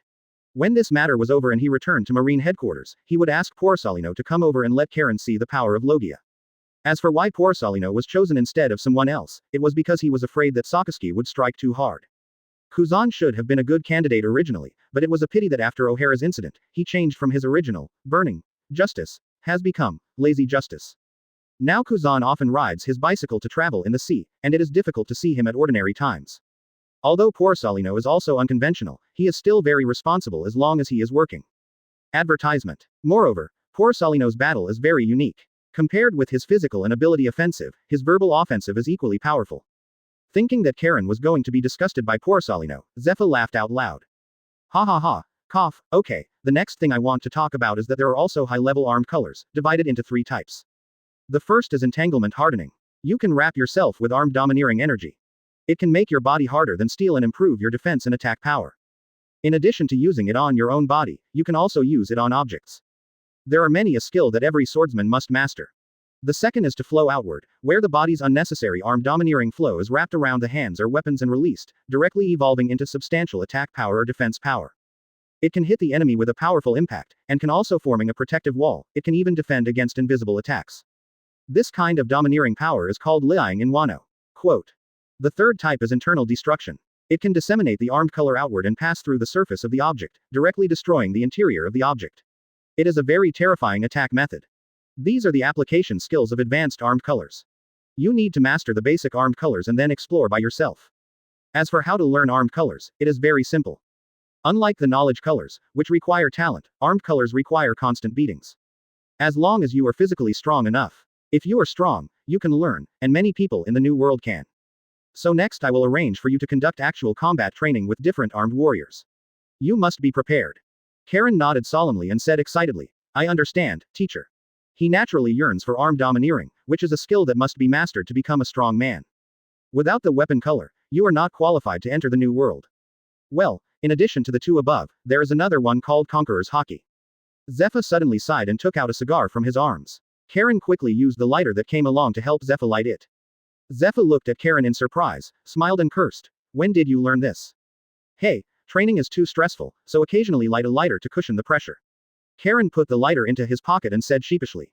Really? Zephyr was noncommittal, exhaling a puff of white smoke and continued. The third type of haki is Conqueror's Haki. Chapter 37 Clean Up. Advertisement. Conqueror's Haki is different from the other 2 types of haki. You can learn the Conqueror's Haki as long as you practice hard, and Conqueror's Haki is not available to everyone. If you want to learn Conquerors, you must have a strong consciousness. It can be said that those who have Conqueror's Haki, everyone has the qualifications to become a king. This kind of haki is rare in our marines. As far as I know, the guy from Sengoku has this talent. Even I don't have Conqueror's Haki. Zephyr shook his head and said distressedly. Is it justice to rule the world? Karen thought of the justice of the warring states period and murmured. With the qualifications of a king, it seems that if you want to have Conqueror's domineering power, you have to think about what kind of king you want to be. Karen naturally yearns for Conqueror's domineering power, but unfortunately at present he only has the idea of becoming stronger, not of becoming a king. I don't know if I will have the chance to awaken Conquerors in the future. Those who possess Conquerors are, without exception, the strongest among the strongest in this world. Zephyr patted Karen on the shoulder and continued. Conquerors is also a very powerful attack method. People who possess Conquerors, it gives people a strong sense of oppression by nature, and a few people can even wrap Conquerors around their attacks, just like a weapon. Okay, it's useless to say this. Just be careful if you meet someone who uses Conquerors in the future. Seeing that Karen looked a little disappointed, Zephyr changed the topic of Conquerors and continued. I called you here today, mainly to tell you how to learn armed colors. Karen put away the messy emotions in her heart and said doubtfully, didn't you say that just being beaten is fine? Huh, stupid. Zephyr patted Karen's shoulder heavily and said in a deep voice. That's just a way to speed up learning, there is another way. What method? Karen asked curiously. In his previous life, he had seen Luffy practicing haki. It was similar to what Zephyr said. He only needed to be beaten constantly and his body could consciously form protection. Are you able to use iron blocks proficiently now? Zephyr narrowed his eyes slightly and asked. Okay, does the training of armed colors have something to do with iron blocks? As he said this, Karen tensed up and used the iron blocks. Yes, the iron block can be said to be the lower level replacement of the armed color.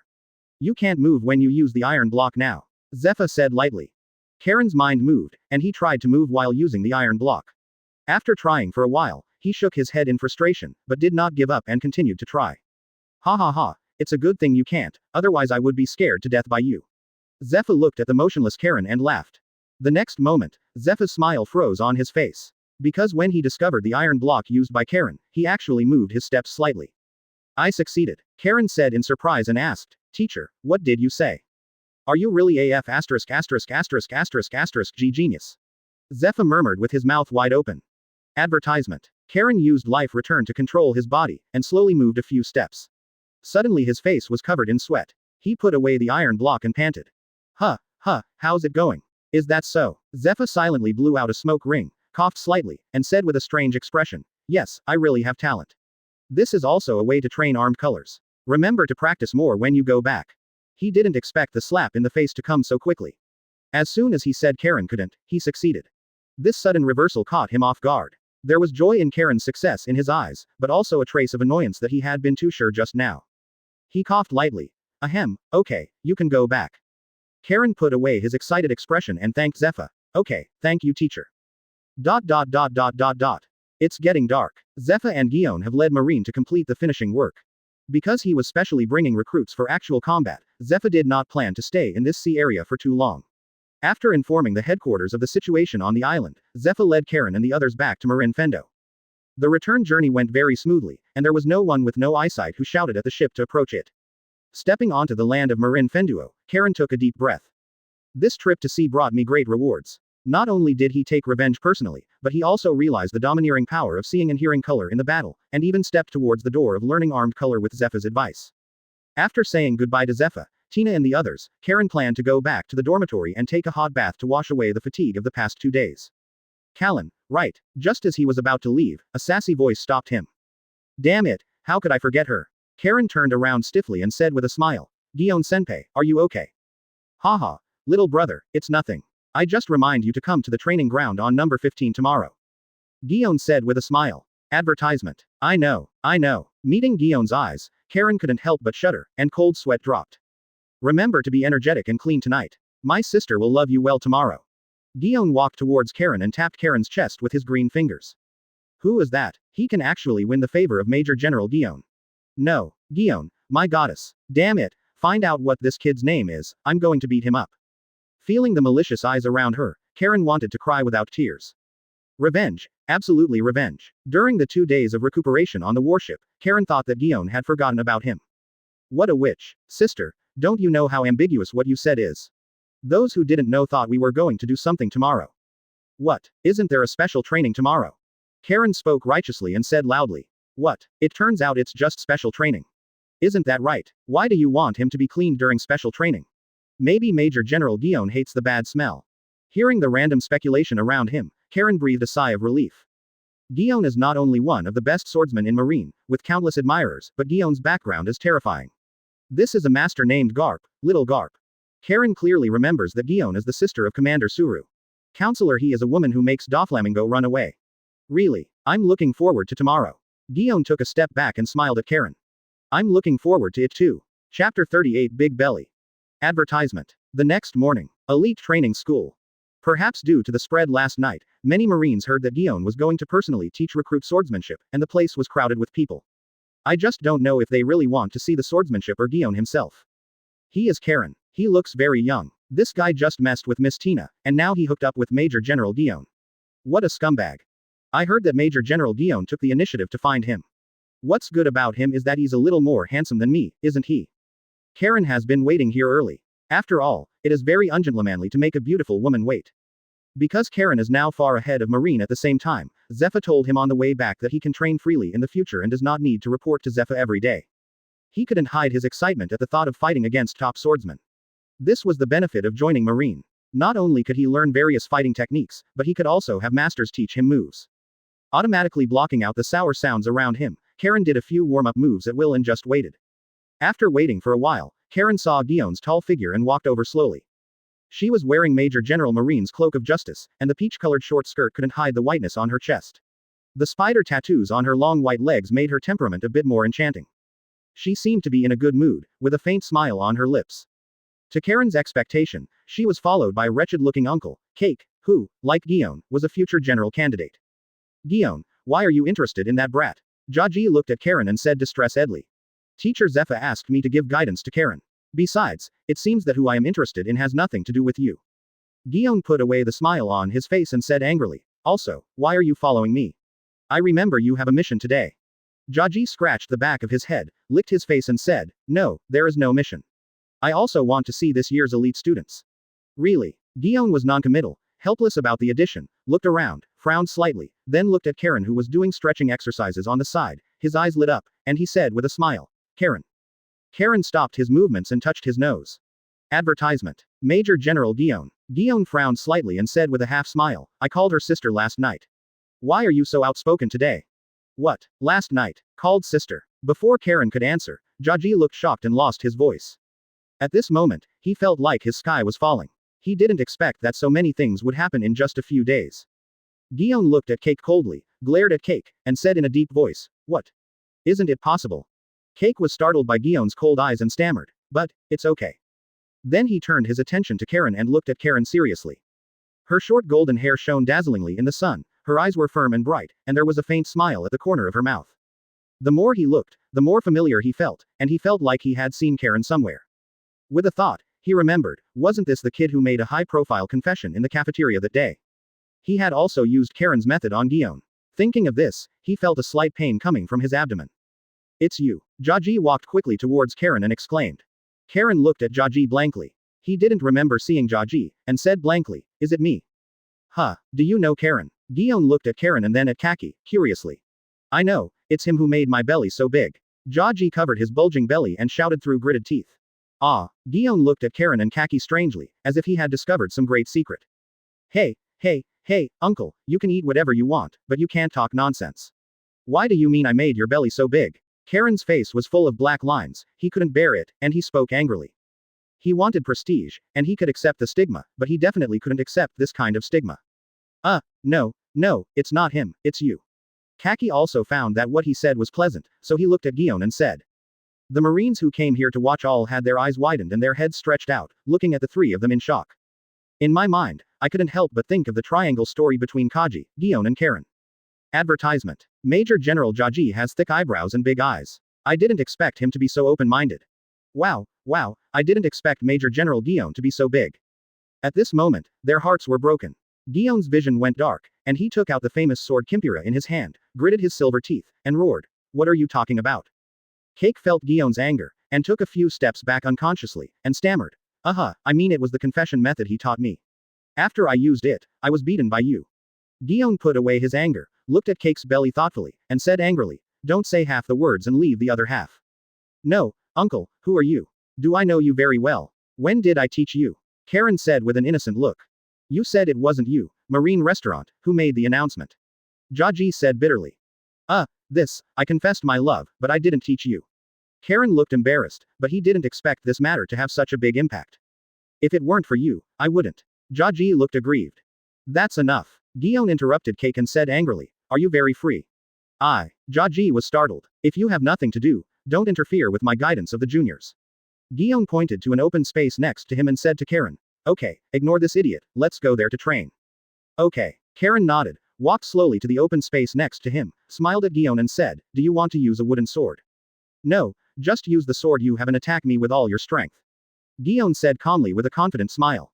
Karen drew out the Zhangfeng, the fighting spirit burning in his heart. He gently supported the Zhangfeng, his eyes were sharp, and he said without any emotion, this sword is called Zhangfeng. It is 4 feet long and is made of 1,000-year-old cold iron. In fact, he didn't know what material Zhangfeng was made of, but he just thought it was very impressive to shout out. Guon looked at Karen in silence, who seemed to have changed into a different person, and said strangely, my sword is called Jinpira, let's do it. Crescent Moon Celestial. The sword light flashed past like lightning, and the sharp sword energy drew a dazzling arc in the air, heading straight towards Guon. Naturally, Karen would not be 100% caught with bare hands, as that would have no effect on actual combat. Well done. A trace of surprise flashed in Guon's eyes, and he directly used the weapon color to wrap Jinpira, and flew out with the same slash. One blade style spider flash. Chapter 39 Applying for Graduation. Advertisement. Karen lay on the ground exhausted, the entire ground soaked with sweat. Performing pretty well. Guon was also dripping with sweat and panting. Karen glanced at Guon standing next to her. Her long, snow-white legs looked even more dazzling under the sunlight. The skin on her legs exuded a porcelain-like luster, delicate and smooth. Her slender legs reminded people of elegant white swan. Closing his eyes, Karen ignored Guon and internally digested the fighting skills just now. Much longer lasting than the first time. Guon sat down next to Karen, her eyes sparkling with a charming light and a faint smile hanging on the corner of her mouth. Slowly stretching her body, like a graceful cat, every movement is full of provocation. Karen's throat felt dry unconsciously. She rolled her eyes at Guon and complained in her heart. Isn't it just a training session? It's so exciting. Yes, it has been more than 2 months since the last special training for Guon to help Karen. During these 2 months, whenever Guon returned to Marin Fendo, he would find Karen for special training. It is worth mentioning that Jaji will also come to the training ground from time to time to practice with Karen in the name of training his juniors. Not only Guon and Cake, Zephyr also occasionally arranges other different major generals and lieutenants as Karen's actual combat targets. So these days, not only has Karen's strength grown rapidly, but he has also become somewhat famous among major generals and lieutenant generals. Many people know that Karen is Zephyr's personal disciple. Why are you so indifferent? Sister, I have been very tired these days. How can you compensate me? Guon drew a circle on Karen's back with his finger and said with unclear meaning. Karen was shocked. Although this contact was not the first time, Karen felt an electric shock every time, and her hand holding Zhangfeng trembled slightly. Did Guon fall in love with me? Karen was thinking wildly in her mind. When Guon saw this, he laughed, his smile spread out, and the white on his chest swayed. Karen swallowed. Because of the training just now, his breathing was much heavier. Advertisement. How about I treat you to dinner? It's just that. Guon's tone was a little disappointed. Then, he smiled faintly and opened his red lips lightly. Okay. Thank you. Karen said suddenly. Why are you talking about this? Guon narrowed his eyes slightly and looked at Karen with a hint of danger. Karen quickly stood up and stretched out his left hand. Suddenly, a dark breath wrapped around Karen's left hand.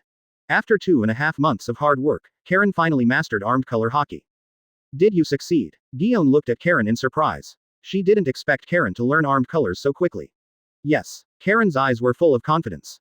Guon said with a sense of loss. 2.5 months, it's so fast, what are you going to do? Karen didn't answer in a hurry. With a thought, he opened the system interface in his mind. Target reputation. 9066 10,000ths. Budding marine talent. Skills acquired. Unrivaled skill. The first effect is to forcibly upgrade a skill you have mastered to the highest level you have chosen to return your life. The second effect is that the more confident you shout out the move, the stronger the effect. 100% chance of being caught with bare hands. Use sword weapons with both hands. Look at a person, shout, look at the sword, and 100% chance of being caught by the opponent. In more than 2 months, his reputation has basically not increased much. The only fluctuation was the few days when Guon fought against him. But the increase was not as big as Karen imagined. After all, there were only so many people in the training camp, and not many people paid attention to these tidbits. Now that he has mastered the armed color, he has the capital to show his strength to the sea, so he is ready to apply to Zephyr for early graduation. I plan to graduate early. Karen said truthfully. Well, your current strength has indeed reached the point of graduation. Guon nodded, not surprised by Karen's choice. He paused and continued. There is nothing left to teach you in the training camp. Advertisement. If you want to continue to become stronger, you can only continue to experience battles between life and death. Karen lowered his head and smiled lightly. Yes, that's my plan. Guon seemed not used to speaking with her head raised, so she also stood up, patted Karen's heavy shoulder, and said with a smile, I'm waiting for your good news. ... Are you sure you want to graduate early? You have just awakened your armed haki. Isn't it too early? Zephyr looked at Karen with a complicated expression. He had known Karen for half a year. In the past few months, he had found many masters to compete with Karen in actual combat, so he understood the growth of Karen's strength. Now that Karen is almost as strong as a brigadier general in his headquarters, there will naturally be no problem for the brigadier general to go to sea. It's just that he hasn't seen anyone as talented as Karen for a long time, and he doesn't want Karen to die before he develops. The baby bird will one day fly alone away from its parents. Only by experiencing wind and rain can it become stronger. My training in the headquarters is of little significance now, so I think it is time to leave my parents and conduct my own trial. Karen met Zephyr's eyes, and there was a dazzling light in his eyes, which was the determination to become stronger. Zephyr looked at Karen blankly, took out a cigar from his arms, and Karen skillfully lit it for him. Will the baby bird eventually leave its parents? After a long time, Zephyr let out a long sigh and said in a deep voice. Can. Without waiting for Karen's answer, he added. I can let you go and have your own experience, but you have to go through a test from me. A smile appeared on Karen's face and he said confidently, I promise to complete the task. Zephyr chuckled. Haha, I promised you in advance that this trial will be difficult. No matter how difficult it is, I will definitely finish it. Karen promised. Really? A strange smile appeared on Zephyr's face. Seeing Zephyr's old fox-like smile, Karen's heart suddenly skipped a beat and asked in a low voice, what on earth is it? Zephyr laughed loudly. You will know when the time comes. Chapter 48 God. Advertisement. Karen was led by Zephyr to the training ground, which he was very familiar with because it was also the ground where he and Guon trained. It's just that it's more lively here than before. With just one glance, Karen discovered Guon, Cake and Huo Shaoshan. They were standing aside and talking about something. Are you asking me to fight Guon and the others? Karen made random guesses in her mind. Ha ha ha, it's so lively here. Hearing the voice before seeing anyone, Garp grabbed a handful of donuts and stuffed them into his mouth. Well, I didn't expect even Xiao he was here. Sengoku, who was walking with Garp, had a flash in his eyes. He looked at Karen for a while, then for Guon, and finally focused on Crane with a smile on his lips. Ha ha ha, I haven't heard of a recruit who graduated early in many years. Everyone is very curious. Staff officer he also smiled and said, yes, I heard that this child is Zephyr's favorite disciple. Then he turned his attention to Karen and asked Warring States, he is Karen, right? Warring States nodded. Yes, he is a very talented young man. He looked at her carefully and smiled with satisfaction. I'm just a little young. Ha ha ha, Xiaohei, are you old and confused? Recruit is certainly young. Garp stuffed another handful of donuts into his mouth and joked. I can't stop your mouth even if I eat. Sengoku stretched out his hand to take Garp's donuts, but Garp nimbly dodged it. He looked at Garp thoughtfully and asked, I heard from Sengoku that Karen is your relative. Well, that's right, Garp replied. Karen was introduced by Dorag, so there is nothing wrong with saying he is a relative of his. Crane nodded, looking more and more satisfied with Karen's expression. Ha ha ha, Xiaohei is here too. Zephyr led Karen towards Sengoku and the others, and at the same time introduced to Karen. This is the Crane staff, and she is also Guon's sister. When saying this, Zephyr also winked at Karen. Karen pretended not to notice Zephyr's little move, gave a military salute to he, and smiled shyly. I've met staff he. He was silent for a while. Well, not bad, he is much more polite than Zephyr and Garp. Where, Teacher Zephyr and Lieutenant General Garp are seniors. Karen answered seriously. He laughed loudly. Interesting. Then, she looked at Guon and said casually, I heard that Guon often teaches you swordsmanship recently. Well, Sister Guon's swordsmanship is superb, and I have learned a lot. Karen pondered for a while and said cautiously. Advertisement. Really? He looked again at Karen's pupils and asked, what do you think of Guon? Ah, Guon-san. Very good. Karen, sweating like raindrops, answered bravely. I mean, he was mid-sentence when he was interrupted by a sassy voice. Sister he, why are you here too? Guon walked up to her long snow-white legs and shouted to Crane in surprise. I heard that there was a genius in this recruitment period, so I came here to take a look. He replied with a smile. Karen took this opportunity to quickly stand behind Zephyr and asked in a low voice, Teacher, why are there so many people today? Zephyr glanced at Karen and said angrily, Huh, isn't it because of you? Because of me? Karen looked stunned. Do you think it is so easy to graduate early? Zephyr asked with a smile. What is your current position? Miscellaneous soldier. Karen didn't know what his position was. He remembered that the lowest position in the Marine Corps was a chore soldier, and he didn't remember that he had ever been promoted. Get lost. Zephyr rolled his eyes and explained. You are now Seaman First Class. You are not qualified to lead warships to sea after graduation. So you ask the Warring States General. Karen's eyes lit up. Is it to give me a promotion? Humph, you still have some brains. Zephyr nodded. Thank you. Karen sincerely thanked Zephyr, and then asked. So, what exactly is my assessment? Fighting Guon. As this. Before Zephyr finished speaking, he was attracted by the noisy voice of Marine around him. Seeing the person clearly, Zephyr smiled and said, here he comes. Wow, isn't that Lieutenant General Porcelino? He's actually here too. I haven't seen Lieutenant General Porcelino for a long time. He is so handsome, screams. I heard that Lieutenant General Porcelino was sent to protect a particularly important person. As a star figure in Marine, Porcelino was heatedly discussed by Marine as soon as he appeared on the scene. Porcelino walked up to Zephyr with a twitchy expression and said in a strange tone, Is this my opponent? It's so scary, like a monster. WOC, ape god. This is a scary guy with a terrifying mouth and a supernova kick. He is the Marine general whose plot is the most unpredictable. Even now, Karen is still not sure whether Porcelino really let off steam when facing Luffy. Me, against Porcelino. Teacher Zephyr, are you kidding me? Advertisement. How virtuous and capable am I now? Karen looked at Porcelino approaching in shock, and Shunin couldn't help complaining in his heart. Turning his head stiffly and looking at Zephyr, Karen asked unwillingly, Teacher, is this my opponent? Zephyr nodded and said with a smile. Yes, this is a suitable opponent that I spent a lot of energy to help you choose. Suitable opponent. Are you sure? Karen reasonably suspected that this was Zephyr's plan to prevent him from graduating. Karen smiled and said, really? Thank you. Haha. Porsalino is not an ordinary lieutenant general, he is a candidate for general. Please be careful later. Zephyr reminded kindly. So the graduation test is to defeat Porsalino. At this moment, Karen's face was ashen. What are you thinking about? Although your current strength is not bad, you better not think about defeating Porsalino. Zephyr snorted and looked at Karen with a look like a fool. Huh, then how to judge whether I passed the assessment? Karen exhaled, and her hanging heart returned to her stomach.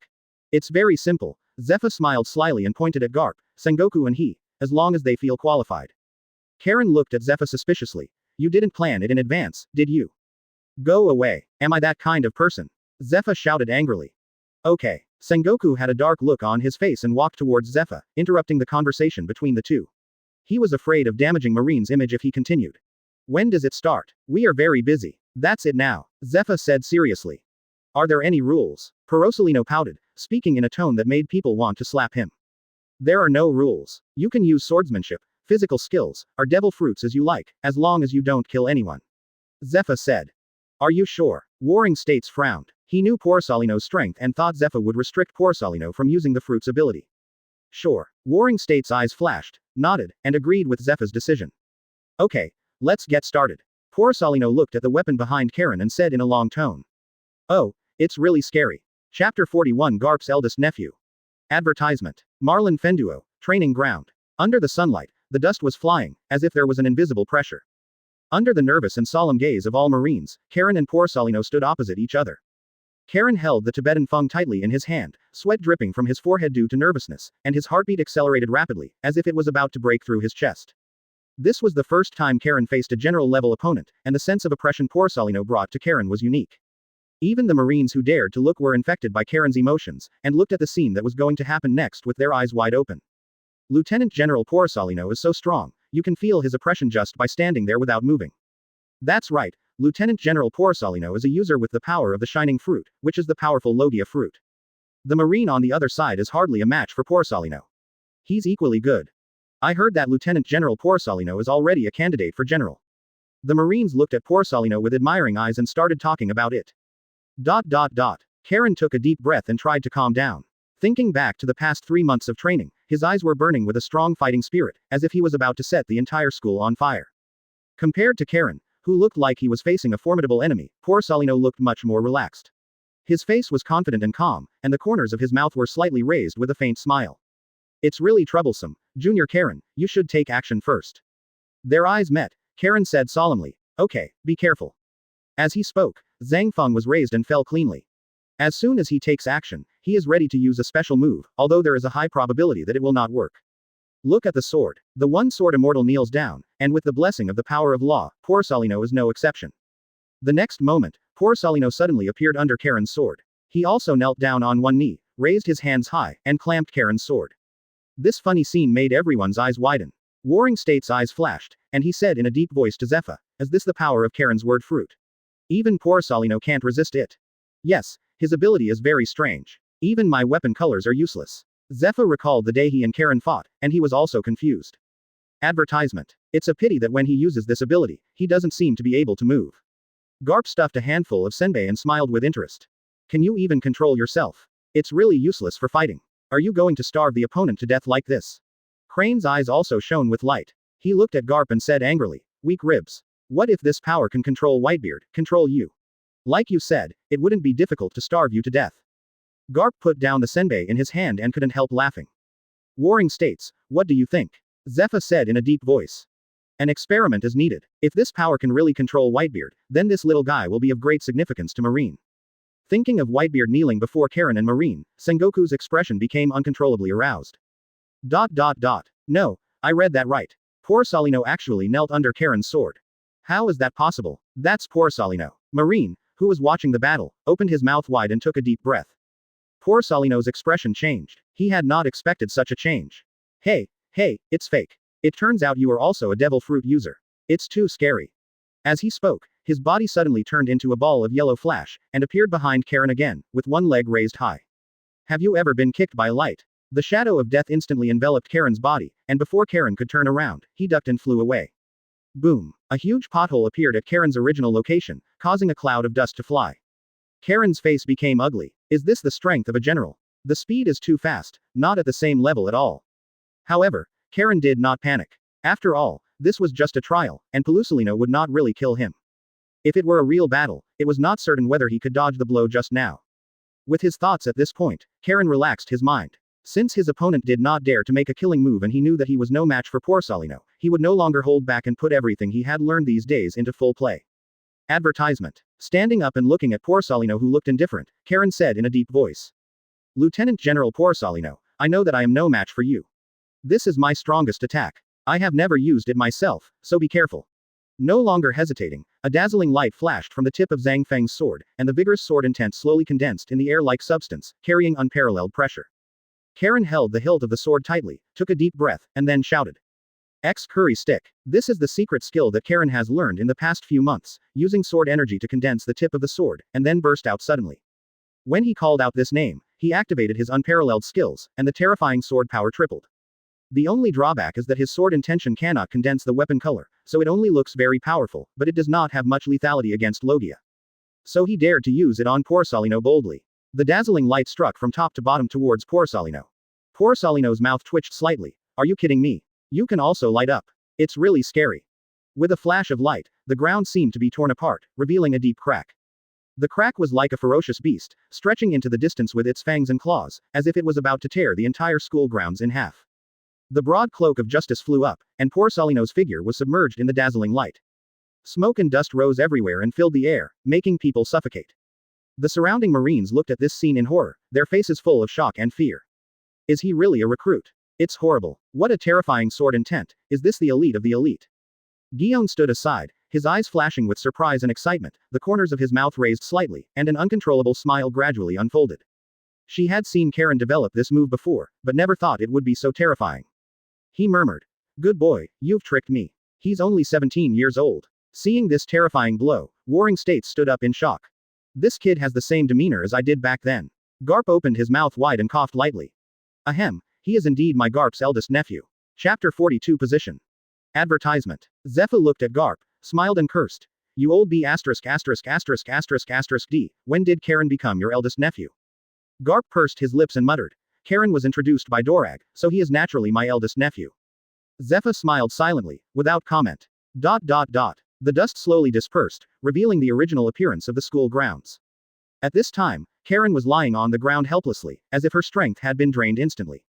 This move is very powerful, and its subsequent effect is that after using it, he will lose all his strength. If it weren't for the school field, he wouldn't have used this trick at all. It seems that we need to improve it in the future, and try to use it with less effort. Karen stared at the sky blankly, summarizing his experience in his mind. It was really scary. I almost died. Pelusolino didn't know when he appeared beside Karen, pouting and looking at Karen with admiration. Although he almost died as he spoke, judging from his calm movements, he didn't put in much effort. A laser slowly condensed from his fingertips, becoming brighter and brighter in Karen's pupils. I give up. Karen quickly interrupted. After sending that blow, he no longer had any extra strength. Pelusolino flattened his mouth in disappointment, and the laser light gathered on his fingertips slowly dissipated.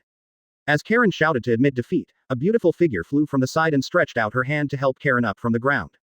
It's Guon. Her expression was one of excitement and excitement. Congratulations. Karen stood up straight and also smiled bitterly at Guon. It's a little early to congratulate now, look at them. As he spoke, he turned his attention to Sengoku and Garp, who were watching the battle from a distance. They are the ones who decide their own destiny. Ha ha ha. With that blow just now, you are now at least the level of a major general. Why don't they let you go? Guon is obviously very confident and does not care about the results announced next. Karen nodded and was about to say something when a systematic prompt in his mind interrupted him. Congratulations to host for achieving the goal and getting a lucky draw opportunity. Do you want to draw now? Advertisement. Karen made a decision in his mind. The reputation system was too mysterious. He wasn't sure what he would draw, so he planned to find a place where no one would draw the lottery. Ahem. Warring States stood up, interrupted Karen's musings, walked slowly towards Karen, and asked in a deep voice, How are you? Are you injured? Karen covered her stomach and replied sheepishly, a little hungry. Ha ha ha, you are indeed Garp's eldest nephew. I will let you go to dinner when the announcement is over. Warring States patted Karen on the shoulder and joked. Little Garp's eldest nephew. Guon opened his mouth wide and looked at Karen in confusion as if he had heard a huge secret. Ah, what? Karen also looked confused. So Sengoku described what Garp had just said to Karen. Karen smiled in her heart. She didn't expect that she would become One Piece's uncle. What would happen if Luffy was raised as a marine? And Portgas d'Ace. Karen tried hard not to laugh when she thought of Wong Luffy shouting that he wanted to be the Marine King's man. Alas, should I give in when I meet Luffy in the future? Karen thought distress-edly. Unknowingly, he turned his attention to Porcelino who was standing aside. Porcelino smiled at Karen. Catching Porcelino's gaze, Karen came back to her senses, feeling as if she had been caught copying homework, and smiled awkwardly at Porcelino. Haha, this is your first time meeting Porcelino. He is also Zephyr's student like you. Sengoku noticed Karen's gaze and introduced him to Karen. Senior Porcelino is very strong, I am no match for him. This is the benefit of being a student of Zephyr. In the Marine camp, any Marine high-level person has a relationship with Zephyr. Haha, you are not belittling yourself. How old you are, I believe you will be able to surpass Porcelino in the future. Warring States laughed. Did I pass the assessment? Karen rubbed the back of his head. This. Warring States suppressed his smile and pondered. Hey, you saw Karen's strength just now. He definitely has the strength to go to sea alone. Seeing that Sengoku didn't answer, Guon couldn't help but speak up to help Karen. Guon, Crane, Zephyr, and Garp also came over. She scowled slightly and admonished. Sengoku Agent Fleet Admiral, he has his own considerations. Guon stopped talking and just looked at Sengoku. Warring States felt uncomfortable being stared at. He coughed slightly and asked Porcelino, you just fought against Karen. What do you think? Advertisement. Porcelino, who was standing aside looking bored, froze his smile and said slowly, I think since Karen is Mr. Zephyr's student, Mr. Zephyr must have made arrangements.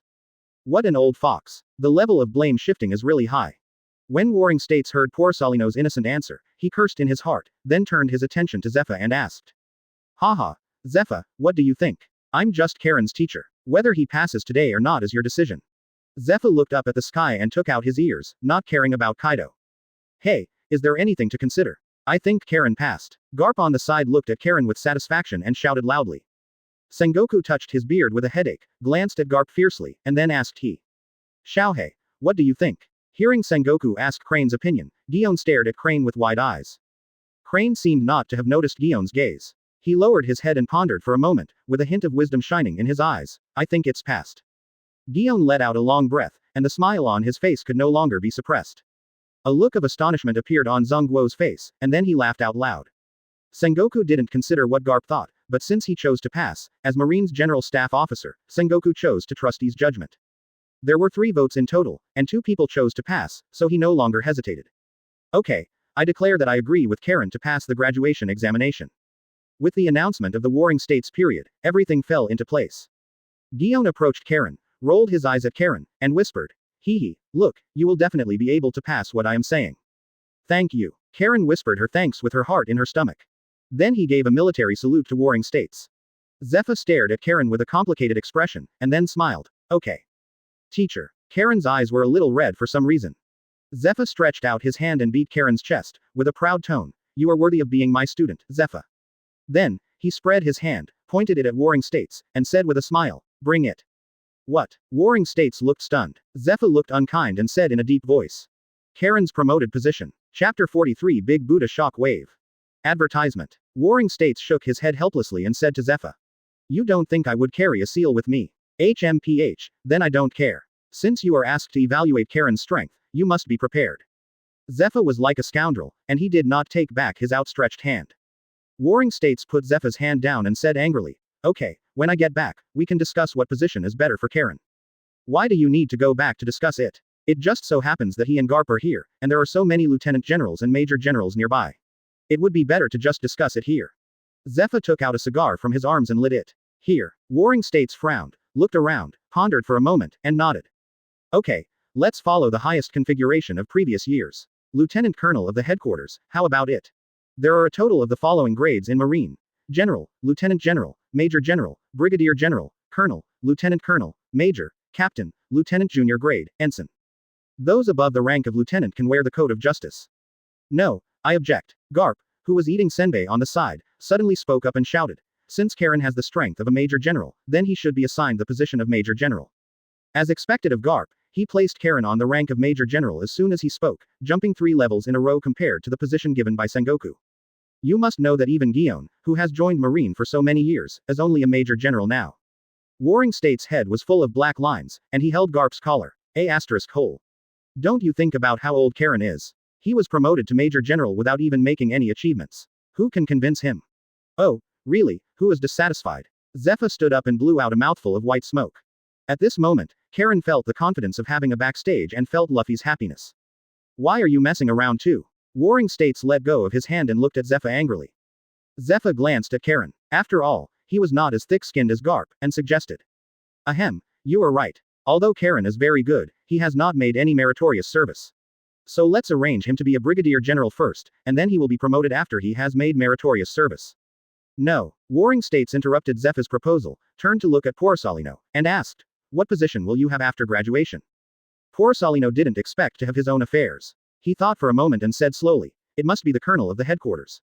Warring States nodded and said to Karen, in that case, let's become colonel. Advertisement. Seeing what Zephyr wanted to say, he added, after you have made great achievements, I will immediately arrange for you to be promoted to brigadier general. Zephyr opened his mouth, but no shameless words came out. Okay. Karen stood up straight and thank you. You don't need to thank me, just thank them if you want.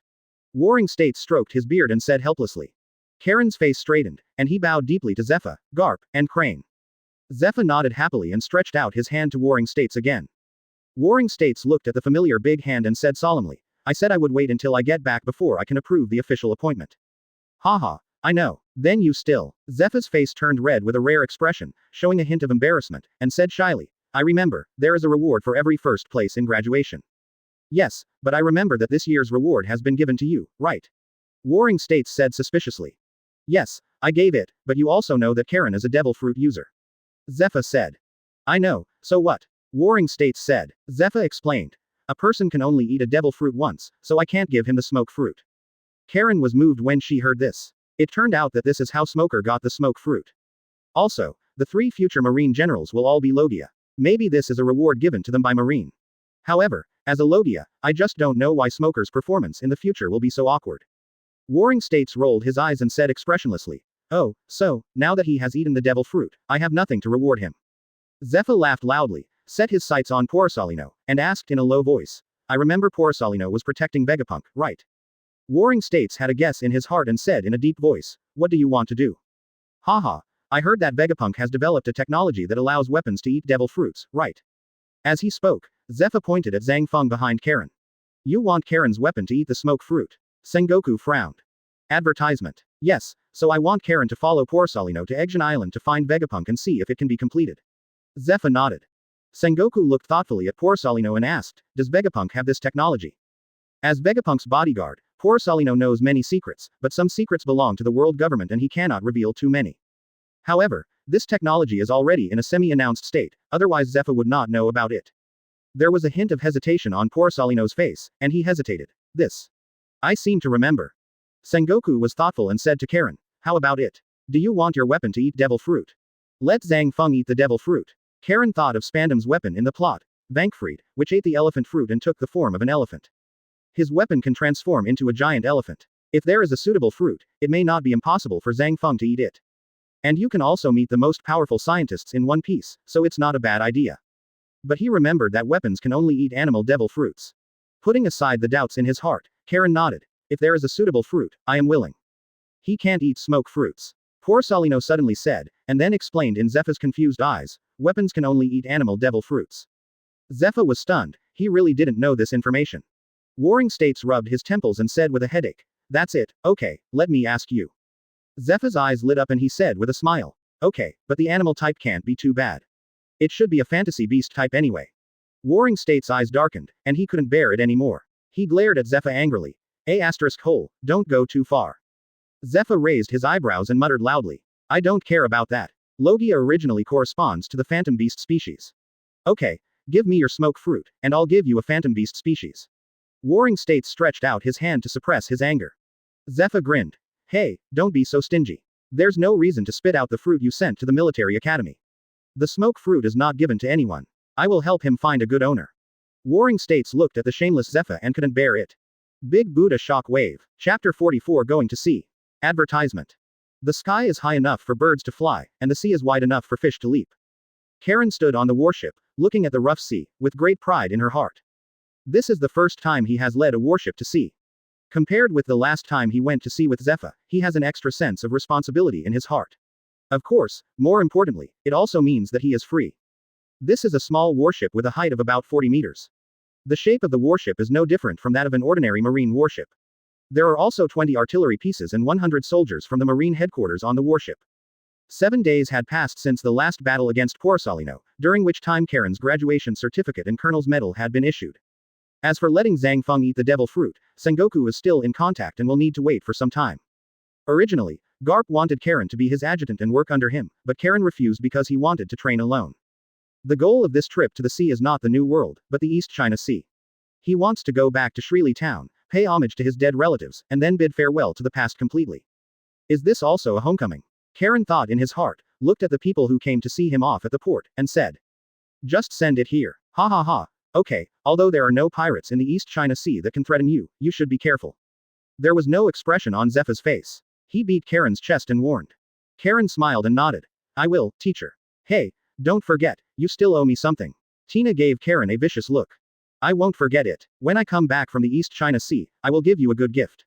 Karen took out a cigarette from his pocket and lit it with the lighter, given by Tina. "Karen, you can't just remember the women and forget the brothers." Rosanandi said with a smile. "I haven't been to the East China Sea yet. Remember to bring any interesting and delicious specialties." "Okay, definitely." Karen turned around and waved. Yang Fan, set sail. The warship began to move slowly. At this time, a beautiful figure poked its head out of the cabin. "Is that the marine you confessed your love to?" Guon pursed his lips to Tina, with a faint smile on his face. Karen looked at Guon with a headache, smiled awkwardly, and answered the question. "Why do you have to follow me to the East China Sea?" He did not expect that Guon would go to the East China Sea with him. According to Guon, she was arranged here by the Warring States period. It seemed that she was afraid that Karen had no experience in leading a team, so she asked Guon to take special care of her. As for why it was Guon, Karen didn't know. Of course I have something to do when I go to the East China Sea." Guon raised his head and looked at the blue sky. "Advertisement." Karen said helplessly. "Okay, if you say something happens, it will happen." Without giving Guon time to react, he turned around and walked towards the bow of the ship, letting out a long breath. Guon looked at Karen's back, and the smile on his face became even stronger. Karen stood on the bow of the ship, feeling the breath of the sea breeze. Because it was a temporarily assigned ship, he did not modify his bow like Garp did. Shaking his head, his mind moved, and he opened the system interface in his mind. Target reputation. 10,186 100,000ths. A marine officer with a bright future.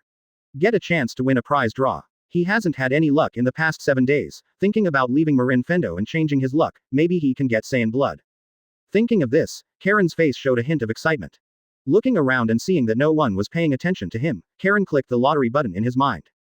Ding. Congratulations to host for getting the skill, Foodie. Oh, no, my Saiyan blood, my swordsmanship, my Sharingan. Although it was expected that the system would not appear anything too heaven-defying, Karen still couldn't help feeling a little distressed when she saw the skill she had drawn. Foodie, what is this? Do you want me to change my career to be a cook? You must know that in One Piece, in this world where everyone has a huge appetite, being a cook is definitely the most tiring profession. Wait, why are there no instructions for use? Isn't this just a title? So the goal I worked so hard to achieve is just a reward. Seeing the system adding another zero at the end, Karen was heartbroken. Or, try it. Karen thought in her heart, this is a system product after all. Speaking of which, he has never cooked before coming to this world. Firstly, he has been in Marine Military Academy since he was born in this world and has no chance. Secondly, as a member of a big foodie empire, Karen has always been ashamed. My cooking skills are not very good. Now that he has left Marinfendo, he also needs to hunt some Poseidon-type reserve ingredients. Advertisement. With this in mind, Karen turned and walked towards the kitchen. The kitchen is very big. After all, there are about 100 people on the ship and there are so many mouths. It is almost noon and it is time to prepare lunch. Colonel. With Karen's arrival, the busy chefs saluted Karen one after another. His eyes were full of curiosity and wonder. What a young colonel. As Marines from the Marine headquarters, they had heard more or less tidbits about Karen, but they had never met Karen himself. Therefore, there is a desire for knowledge and exploration on their faces. Karen coughed lightly and asked, "It's okay, I'll just come over and look around. You can do whatever you need to do. By the way, who is the person in charge here?" At this time, a tall man wearing a white chef's hat trotted up to Karen. "Sir, I am the person in charge here. May I have your name?" "My name is Saxton." "Oh, Prepare some kitchen utensils and seasonings and send them to my room. After all, Karen was embarrassed to show off his poor cooking skills here. Ah, okay, sir. Saxton was stunned for a moment, then nodded in agreement. Every powerful person always has some quirks. Although Saxton is confused, he understands. Karen looked at the busy chef and asked, "Well, by the way, what ingredients are we preparing?" Saxton said, "It's all fresh fish, fruits and vegetables." After a pause, he added, "Because we are on the sea, there is no shortage of fresh fish, but there is only a month's supply of fruits and vegetables. So, we have to find an island to replenish food within a month." Karen pondered for a moment and asked, "Are there any Poseidon-like ingredients?" In Marin Fendo, because of the return of life, Karen's 3 meals a day are Poseidon. Eating Poseidon can strengthen his body. Saxton was stunned, sweat dripping from his forehead. "Well, no, because Poseidon-like ingredients are too expensive." Karen nodded slightly, thoughtfully, and asked, "So are there any Poseidon species in the waters near here?" Chapter 45 Poseidon Class. Advertisement. Sweat fell from Saxton's face, and he stammered, "There should be." When going sailing, most warships would avoid the Poseidon class. He did not expect that the young colonel in front of him would actually want to take the initiative to cause trouble for the Poseidon class. You must know that in the sea, apart from the unpredictable weather, the most dangerous thing is encountering Poseidon species. The reason why some ships add sea stones to the bottom of their ships is because this can effectively confuse the Poseidon class, making them think that the ship is the sea, thereby avoiding being entangled by the Poseidon class. Karen's eyes narrowed slightly, and he saw the reason why Saxton didn't want him to find Poseidon, and then smiled. "Haha, you don't know, right? Major General Guon is also on the ship. With her here, are you still afraid of a mere Poseidon?" "Ah, is Major General Guon also on board?" Saxton wiped the sweat from his face and exhaled a long breath. There is, it's not far away." He seemed to recognize Guion's strength very much. When he heard that Guon was on the ship, he stopped being secretive and directly told Karen the location of the Poseidon class. "Okay, I understand, then you can get busy." After understanding this, Karen turned and left. Boom. A huge figure suddenly broke out of the water, setting off turbulent waves. It was a Poseidon that resembled a sea snake. It raised its head, revealing its sharp fangs and fierce eyes, which made people shudder. The scales on its body shone with a cold light under the sun. Against its background, the warship looks like a half-grown child. It's the Poseidon class. Run quickly, why did you provoke a Poseidon? Hurry and ask for Major General Guon. Horror. The moment the Poseidon class appeared, all the sailors had expressions of fear and despair on their faces. Fortunately, their duty as soldiers did not make them turn around and run away. "Come, Colonel." A Marine soldier standing next to Karen looked at the muzzle of the gun that was still filled with smoke that had not dissipated. Big beads of sweat continued to fall from his forehead. His face was full of panic, and his legs could not stop, trembled. Just now, when Karen found him and asked him to bombard the huge black shadow on the water, he felt something was wrong. Although in the animation, the Poseidon class does not look threatening, in fact, there are strong and weak Poseidon classes, and the weak ones include small Poseidon classes like the King of the Offshore. There are also giant Poseidons like the Fishman Island summoned by Shirahoshi, which are as high as 5,000 meters. Advertisement. Karen stared at the giant Poseidon, with a strong fighting spirit in his eyes. He reached out and patted the nervous soldier on the shoulder, and said calmly, "It's okay, it's just a Poseidon." Looking at Karen calmly, the soldier was also infected by his emotions, and even stopped his trembling legs. Roar. There was a huge roar, accompanied by howling winds and huge waves. The soldier's legs, which he had managed to stop, softened, and he sat down heavily on the ground. He murmured, "It's over, it's over." Karen looked at this scene speechlessly, but he understood. Even when he looked at the Poseidon that was dozens of times taller than him, he felt a little frightened in his heart. "Colonel, there is a small submarine under the warship. You should retreat first." Under Karen's surprised gaze, the soldier with weak legs struggled to get up from the ground. His legs were still trembling, but his eyes were firm. Meeting his gaze, Karen felt an indescribable sense of responsibility in her heart. These are his soldiers, and he is responsible for them. The lives and future of these soldiers depend on him. Compared with the sailors who are reduced to backgrounds in the plot, these people are more real. Karen pulled out the hidden sword behind him, took a deep look at the soldiers preparing to fight, turned to look at the Poseidons, and said solemnly, "Poseidons are nothing to be afraid of, leave it to me." As he spoke, he casually struck out with his sword, and a sharp sword energy struck at the sea snake like lightning. Boom! The huge and terrifying sword light fell hard on the sea snake's body, and the huge sea snake roared to the sky in pain. A jet black aura gradually spread from Karen's arm until it reached Zhang Feng's sword, making the originally dark Zhang Feng deeper and darker. Zhang Feng's sword trembled slightly, as if responding to Karen's fighting spirit, and Karen's eyes became sharp. Good guy. A good horse is paired with a good saddle, a sword is paired with a hero, and Zhang Feng, who has been dormant for 3 years, reveals its fangs at this moment. Karen stepped on the moonwalk and flew away. He raised his Zhangfeng high and struck the sea snake with a fierce sword light. God avoids. Rumble. The powerful and heavy blow made the entire sea tremble, and the sea snake also felt uncomfortable. Blood flew from his body, and soon dyed the originally blue sea red. Advertisement. Who is that? It seems to be Colonel Cullen. The colonel is so powerful. He can even hurt Poseidons. The marine soldiers who were originally in a hurry stopped what they were doing and stared blankly at Karen, who looked like a god of war. They were filled with admiration and could not help but praise him repeatedly. It was trembling in pain, glaring fiercely at the tiny Karen. Its huge body shook suddenly, and its long tail quickly turned into a sharp whip like lightning, and with the sound of piercing the air, it struck hard at Karen. Pull it away hard. A trace of surprise flashed in Karen's eyes. He didn't expect this big guy to be so fast. Wherever the tail passed, the air was sucked out and made a sharp whistling sound, as if everything was to be torn apart. Karen's eyes narrowed slightly, deliberately testing the strength of his body, but he didn't hide and protected his head with both arms. Iron block and golden bell. A terrifying force was thrust at Karen, and his body flew backwards and was knocked down into the sea. His body was like a stone thrown by someone, rising and falling on the sea like a water float, setting off waves. This guy really forgot all what teacher Zephyr said. Guon, who was watching on the sidelines, shook his head with a headache and was about to rush towards Karen as soon as he moved. She knew that Karen was a devil fruit user and would lose the ability to fight once he fell into the sea. Suddenly, with a swish sound, a black shadow shot out from the water. Under the astonished gazes of Guon and the marine soldiers, Karen used the moonwalk plus shave and stood in the air again. He shook his dizzy head and shook the water stains on his clothes. Karen was secretly happy. After the test just now, he found that his body was terrifying. It looked dangerous just now, but in fact he didn't suffer any damage except that his head was dizzy. The reason why he flew upside down was because he had no stress points in the air. The giant sea snake looked at Karen, who reappeared in the sky with deep hatred in his eyes. Suddenly, it extended its huge head into the seawater and raised its head again. His body became even larger than before. Karen narrowed his eyes slightly and carefully observed the sea snake's actions, cold sweat falling from his forehead. Not good. Chapter 46 Little Snake. Advertisement.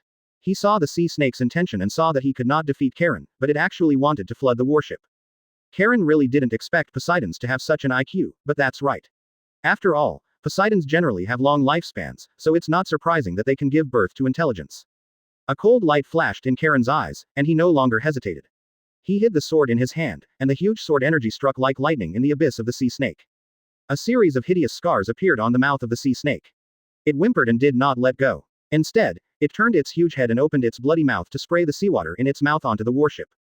Buzz. A sword light larger than before condensed on the tip of Zhang Feng's sword, and the terrifying sword intent caused bursts of roars in the air. Curry stick. In desperation, Karen had no choice but to use his strongest blow. Wherever the sword energy passed, the air seemed to be torn apart, making a sharp whistling sound and striking the huge sea snake with astonishing power. On the body. In an instant, the sea snake's huge body suffered heavy damage and fell to the ground, causing a huge wave. As the sea snake fell, its body set off a turbulent wave in the sea water. The huge waves spread in all directions, forming a spectacular wall of water. The waves hit everything around, and the splashes fell like raindrops. There was no time to sigh at Karen's strength. Under the wash of the waves, the swaying warship was in danger in the face of the huge waves. The Marines on the warship grabbed whatever they could. After a long time, the sea finally calmed down, and now it was scarlet red. Is this the strength of our colonel? No, I have met a colonel from the headquarters before. He does not have this kind of strength. The scary one is Colonel Cullen. So awesome, Colonel Cullen is invincible. The marine soldiers opened their mouths wide and were silent for a moment, then a fierce cheer broke out on the ship. The eyes they looked at Karen became more awe-inspiring. For powerful people, they would not lack followers. Karen stood on the bow of the boat, comparing the weakness he felt the last time he used an curry stick. Although he was equally weak this time, it was much better than last time. At least he could still stand and move around. He helped the marine soldier who was knocked down by the waves and said calmly, "Are you okay?" This soldier was the one who asked Karen to retreat earlier. He looked at Karen blankly. Then he regained his composure, stood in a standard military posture, and shouted excitedly. "I'm fine, Colonel." Karen nodded, took out a pack of cigarettes from his arms, stretched out his lighter, and tried several times, but couldn't light it. Advertisement. I looked down and saw that the cigarette and lighter had been soaked by the sea water. I sighed helplessly and put the cigarette and lighter back into my pocket. Seeing this, the soldier who was helped up by Karen stretched out his trembling hands and groped in his pocket for a while, and also took out the cigarette case that was soaked in sea water. He smiled awkwardly at Karen and put the cigarette he touched back into his pocket. "May I have your name?" Karen looked at the slightly embarrassed soldier and asked suddenly. The soldier was stunned, gave Karen a military salute, and said hurriedly. Jesse. Habakkuk Jesse, sir. I am the helmsman and gunner on this ship. Karen nodded, patted Jesse on the shoulder, and said calmly, well, good, I remember it. A blush instantly appeared on Jesse's face, whether it was nervousness, excitement, or both. Jesse, organize some people to fish out this giant snake, said Karen, looking at the body of the giant snake, comparing the size of the warship, and touching his nose. I mean to find a chef who will be able to eat it. Parts and useful parts are preserved. Yes, sir. Looking at Jesse, who was extremely excited, Karen added. Well, also, remember to send an edible part to my lounge. Understood, sir. After watching Jesse leave, Karen stretched his body lazily and stood on the bow of the boat. He wanted to enjoy the sea breeze for a while, but was dissuaded by the smell of blood. Then, under the respectful eyes of the sailors, he slowly returned to the lounge. As the highest-ranking officer on the ship, his rest room is large, with 2 bedrooms, a separate bathroom, and even a kitchen. You were very powerful just now. As soon as I returned to the room, a lazy voice came from the living room. It was Guon. Karen was not surprised that Guon appeared here, because Guon disliked the other rooms as being too bad, and there happened to be 2 bedrooms here, so they lived together temporarily. My hands are itchy for a moment. Karen touched her nose and looked at Guon sitting on the sofa. From his perspective, as Guon spoke, the whiteness of her chest rose and fell, constantly teasing Karen's optic nerves. Turning around awkwardly, under Guon's surprised gaze, he began to take off his clothes one by one. Advertisement. What are you doing? Guon looked at Karen coldly, his expression not very good. Karen casually put the coat he took off into the washing machine and said angrily. Of course I'm washing clothes. After all, my clothes are wet after fighting with the sea snake for so long. After saying that, he took off his pants again, leaving only a pair of underwear all over his body. He paused and said maliciously and provocatively. Hee. Let me just say, look, it will definitely be awkward for men and women to live in the same room. You can still change rooms now. Guon stared blankly at Karen's movements, thoughtfully, then suddenly stood up and walked out the door. Karen let out a long breath. Although Guon is very beautiful, living with her is very pleasing to the eye. Karen also likes to see. But after all, they don't have a particularly close relationship, and Karen has quite a secret. There is no shortage of beauties in this world. In Karen's heart, he still feels that everything in this world is based on strength. Only if the strength is strong enough, no woman can be found. However, seeing that Guon was about to open the door and leave, he felt an uncontrollable sense of loss in his heart. Guon gave Karen a hard look, pushed the gate of opening, an imperceptible smile appeared on the corner of his mouth, and then, under Karen's astonished gaze, he quickly turned around and hooked his arm around Karen's neck. She opened her mouth, moved close to Karen's ear, and opened her red lips lightly, accompanied by a sense of warmth. Little brother, your hair hasn't even grown yet, so don't think about this, right? Karen didn't expect that Guon would suddenly attack him. The faint fragrance penetrated his nostrils, and his ears were wrapped in heat waves. He turned his head stiffly. When their eyes met, Karen saw the teasing and subtle shyness in Guon's eyes. Karen's Adam's apple rolled uncontrollably, and he swallowed. Suddenly, he reached out and grabbed Guon's snow-white arm, and his voice was trembling. Guon, sister, if you do this, I will commit a crime. Yes, really. Guon's eyes were a little flustered when Karen grabbed her arm, and then she pretended to be calm. Do you dare? The next moment, Guon's mouth was tightly blocked, and she felt like a flexible little snake was constantly exploring something in her mouth. She widened her eyes, not expecting things to develop like this. She wanted to push Karen, but found that she was completely powerless. She tried to resist the attack of the little snake with her tongue, and the 2 little snakes kept entangled in her mouth. Gradually, she became confused and her head became empty. Chapter 47. What the hell is this rice? Advertisement. Colonel, this is for you. Jesse was holding a large piece of sea snake meat in his hand and was speechless as he looked at the 2 people kissing each other. As expected of a colonel, even Major General Guon was conquered. As Jesse spoke out, Guon also came to her senses, and her body strength gradually recovered. She hurriedly pushed Karen away, glared at Karen fiercely, and wanted to go out, but found that Jesse was watching at a loss. She gritted her silver teeth, turned around and ran towards the bedroom. Ahem. Karen stared blankly at Guon as he left, savoring the sweetness in his mouth, and said angrily to Jesse, "What's the matter?" Jesse came back to his senses and handed the snake meat in his hand to Karen with a tone of admiration. "Here are the ingredients you asked for." Karen looked at the snake meat and suddenly felt a little angry about why he wanted to test his ability today. "Well, okay, leave it to me." He put the snake meat into the kitchen and turned around again. Jesse had left. After closing the door, Karen sat on the sofa in a daze. The progress was so fast that he couldn't react for a moment. He stretched out his hand to light the cigarette, but then he realized that the cigarette had been soaked by seawater. With a squeak sound, the door was pushed open. Karen turned around and saw Guon sticking his head out of the bedroom, and then walked over with a calm expression. Just now, Karen looked embarrassed and was about to say something when she was interrupted by Guon. Nothing happened. Guon blinked his beautiful eyes, his eyes full of threats. Nothing happened, right? I will be responsible for you. Karen shook her head, as if she didn't see the threatening look in Guon's eyes. Guon stretched out his hand and wanted to hook Karen's neck. Thinking of the scene just now, he retracted his outstretched arm. How old are you and you are still responsible for me? Sister, I have experienced this kind of thing a lot. It's just for fun. Besides, don't you have a girlfriend? She's the female Marine who sent you away. Her tone was calm, without any waves, but Karen could hear the happiness and taste in her tone. Karen shook her head again, and was about to explain Tina to Guon, but was interrupted by Guon again. Okay, you stink so much, go wash up quickly. Guon used his nose to smell the fishy smell coming from Karen's body, then pinched his small nose and urged with a frown. Good. Karen looked deeply into Guon's eyes, then turned and walked towards the bathroom. Advertisement. After Karen left, Guon sat down where Karen had been sitting before, his face turning red at a speed visible to the naked eye. Crash. Karen turned on the shower, and dense water droplets spread from the top of her head to her whole body. He stared at himself in the mirror with a bright smile on his lips. When Karen got dressed and left the shower room, he found Guon smiling alternately and sadly at the blank wall. Ahem, what are you thinking about? Karen interrupted Guon's thoughts. Guon was like a panicked rabbit. He was startled and stood up suddenly. You, why are you so fast? Karen touched his nose and said helplessly, just take a shower, how slow can it be? Oh, Guon poured a glass of hot water for Karen and asked curiously, what does that soldier want from you?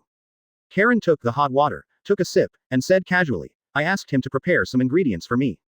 Ingredients? What for? Can you cook? Guon looked surprised. Yes. Karen nodded and said in his heart, it just doesn't taste good. Guon's eyes lit up. I remember you said you wanted to treat me to dinner, right? Karen put down the water glass in his hand and rolled his eyes. I'll treat you to something. This is true. The reason why Karen and Guon have such a good relationship in the past few months also stems from the free meal card Zephyr gave him. These days, he often eats with Guon in the cafeteria. Part of Karen's reputation comes from her own strength, and part of it comes from eating in the cafeteria. Karen hesitated and said, actually, what I cook is not delicious. Then I don't care. Guon touched his stomach and pouted. I'm hungry. Karen had never seen such a childish side of Guon before. So cute, is this really Guon? Seeing Karen who was suddenly stunned on the spot, Guon also realized that his behavior was somewhat uncharacteristic. Her face straightened up and she showed her superior posture again. If you go to cook now, consider it as compensation for my training for you in the past few days. Karen came to his senses again. He was already standing in front of the chopping board with a kitchen knife and an apron with a cat pattern on him. Looking at the snake meat in front of him, several techniques for handling snake meat suddenly appeared in Karen's mind. At the same time, hundreds of ways to make snake meat also appeared in his mind. Advertisement. Is this a foodie? So this is what this skill is like. This time, I really became a cook. Looking at the side dishes and condiments around him, Karen chose the simplest one. Karen organized her mind and started to get busy in an orderly manner according to the steps in her mind. After a while, the aroma from the pot filled the entire warship. What does this smell like? It smells great. Is it a new recipe developed by the chef? I'm hungry. Gulu gulu. Along with this aroma, the stomachs of the Marines on the warship began to growl. At this time, Guon, who was waiting on the sofa, suddenly came back to his senses. Could this smell be the food cooked by Karen? Didn't you say you can't cook? Why does it smell so delicious? Even if he didn't eat it, Guon was sure that Karen's food would be particularly delicious. She was just a little hungry at first, but now her stomach started to growl non-stop. Meanwhile on the other side, Karen scooped out the prepared snake meat, and his skillful movements were like those of a master who has practiced them countless times. After covering the food, Karen took it out and put it in front of Guon. He looked nervously at Guon who looked expectant. He didn't know why he was also a little nervous. He also smelled the fragrance that filled the air, but after all, this was his first time cooking in this world. Although he was very confident that the product produced by the system would be high quality, after all, it was a recipe from a previous life, and he didn't know how to match it. Not in line with Guon's taste. Can it be opened? Guon looked at the covered food and asked Karen expectantly. Only then did Karen realize that the prepared food was covered, and nodded apologetically to Guon. Sure. Hearing this, Guon stretched out his hand and slowly removed the hijab covering the food. Buzz. The moment the hijab was removed, a dazzling light shot into the sky from the plate. Guon was startled by the sudden beam of light, and sat there blankly, at a loss. Karen seemed to remember the familiar BGM in his ears, and he couldn't help but exclaimed. What the hell is this rice? Chapter 48 Drugging. Advertisement. The light beam only appeared for a moment and then disappeared. Guon looked at Karen blankly, rubbed his eyes, and said in disbelief. You saw it just now, right? It was not an illusion. Karen rubbed his head with a headache. This damn system actually used the recipe of the Chinese little master. He looked at Guon with a stiff smile on his face. Yes. Guon sniffed deeply with her nose, and the aroma of the food went straight to her Tianling guy. She swallowed a mouthful of saliva and said uncertainly. Can this be eaten? Of course, please. Karen was a little hesitant. This was the recipe of the Chinese chef, and he didn't know what would happen if he ate it. But seeing the expectant expression on Guion's face, he finally agreed. He handed the knife and fork on the side to Guon and made a sign of, please enjoy. Guon used a fork to fork a piece of meat. The smell of the food was stronger than before, and her stomach kept urging her to eat it quickly. Without any further hesitation, Guon put the meat into his mouth. Oh, ah, kai, a moaning sound that is endlessly imaginative, one after another. It was also accompanied by the sound of clothes being stretched open. Karen looked intently, her eyes straightened. The moment Guon swallowed the food in her mouth, the clothes on her chest suddenly opened, revealing a touch of snow-white skin. The towering breasts were looming, as if they were precious treasures hidden under the clothes. It makes people want to play with it carefully. This alluring sight makes people imagine the soft touch and voluptuous curves. Karen's eyes widened. Is this a burst of clothing? Looking at the gradually blurred Guon, Karen swallowed a mouthful of saliva. Are you okay? The moment Karen asked, Guon, who slowly closed his eyes, suddenly murmured. Ah, this rich flavor is incredible. First of all, it's the taste of the sea. The rich sauce is sweeping in like a wave. It's so good that it's really indescribable. If you want to compare it, it's like the deep sea dragon swimming in the sea. Appeared, and sure enough, there will be such a review link. Karen had already expected it from the moment the food started to shine. Looking at Guon, who kept twisting his body, his hanging heart finally died. TNND. He knew foodies wouldn't be that simple. However, it looks really delicious. So big, so white, and seems to have some elasticity. Advertisement. At this time, Guon didn't care at all about his unintentional exposure. He forked another piece of meat, tasting it and commenting on it as if no one was watching. Until half a minute later, her body suddenly stiffened, she slowly pulled out the fork in her mouth, and looked at her snow-white chest. In Karen's disappointed eyes, she quickly covered her chest. At this moment, she was filled with grief and anger. You, despicable, I misjudged you and actually drugged me. As he spoke, he took out the jinpilao in his hand and placed it on Karen's throat like lightning. The cold sweat on Karen's face suddenly fell down. Feeling the chill coming from his throat, he said with a wry smile. Sister Guon, please listen to my explanation. Halfway through, Karen looked at Guon with some embarrassment, not knowing what to say for a while. Say it. Guon stared at Karen coldly, his eyes full of disappointment in Karen. I don't know what to say, but I definitely didn't drug you, and I don't know why this happened. Think about it, am I the kind of person who knows how to take drugs? Guon thought for a while and realized that Karen was indeed not this kind of person, so he slowly took back the jinpira in his hand and said suspiciously. Really not, really not. Karen cut through the metal and cut the iron rod. Guon sat down again, looking at the food on the table in a daze. Could it be that it's because this is snake meat? Snakes are inherently lustful and they behave like this because they ate this plate of meat. The more she thought about it, the more likely it became. Suddenly, she stood up suddenly and asked Karen. No, if it's really this snake meat, then wouldn't the soldiers on the warship be?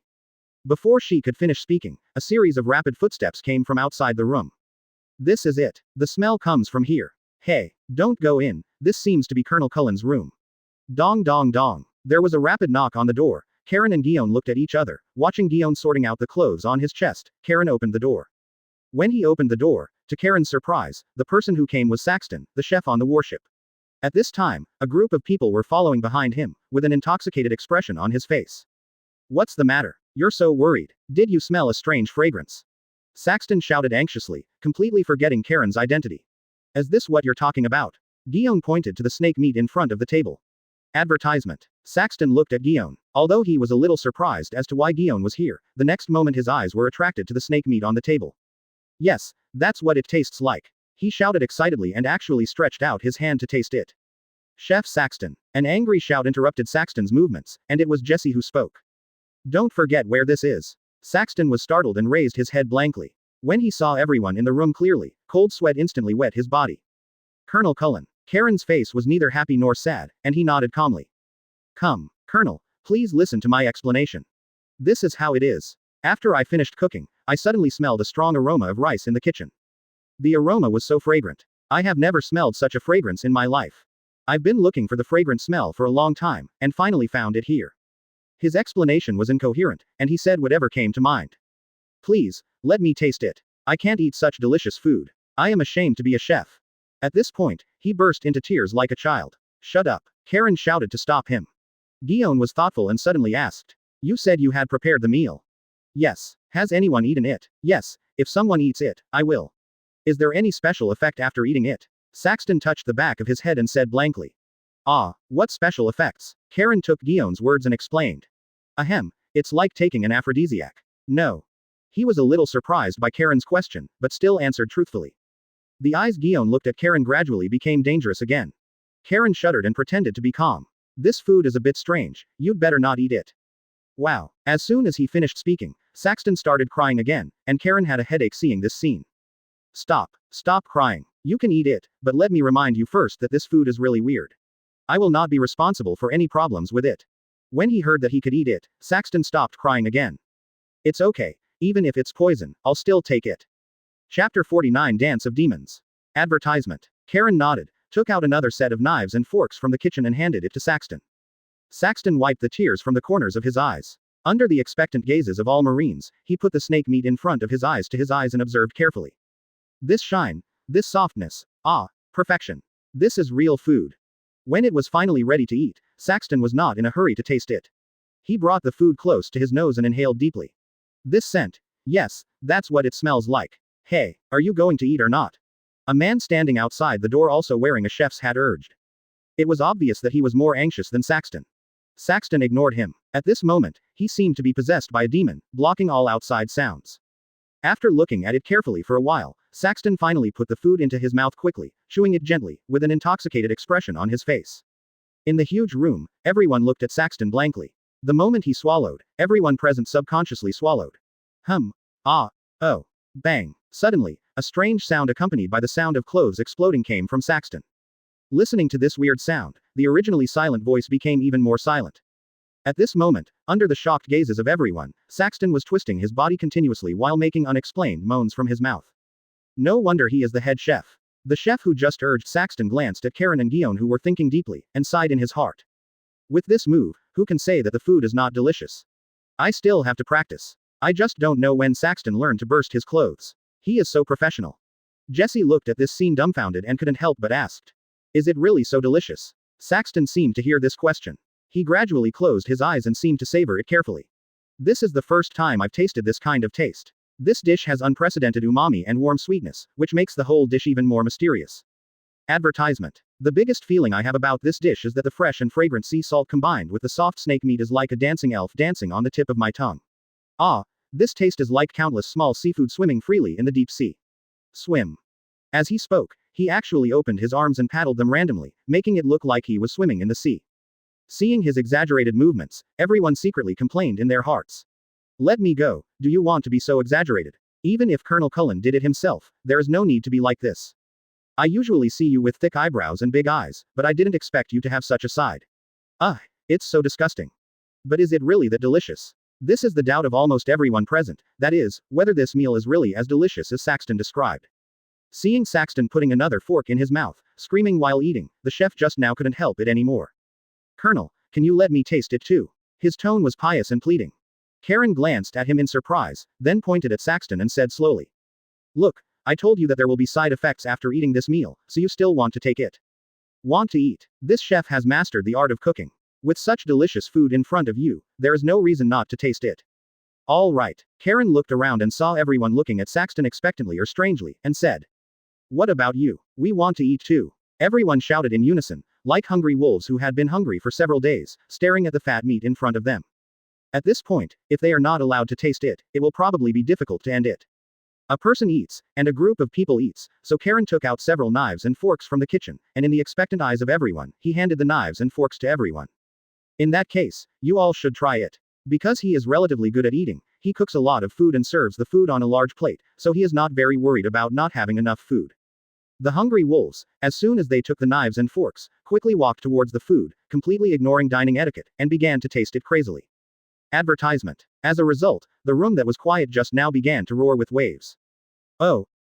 It's so delicious, so fresh, so sweet. The freshness and sweetness are constantly intertwined, like a symphony in the sea. It's intoxicating.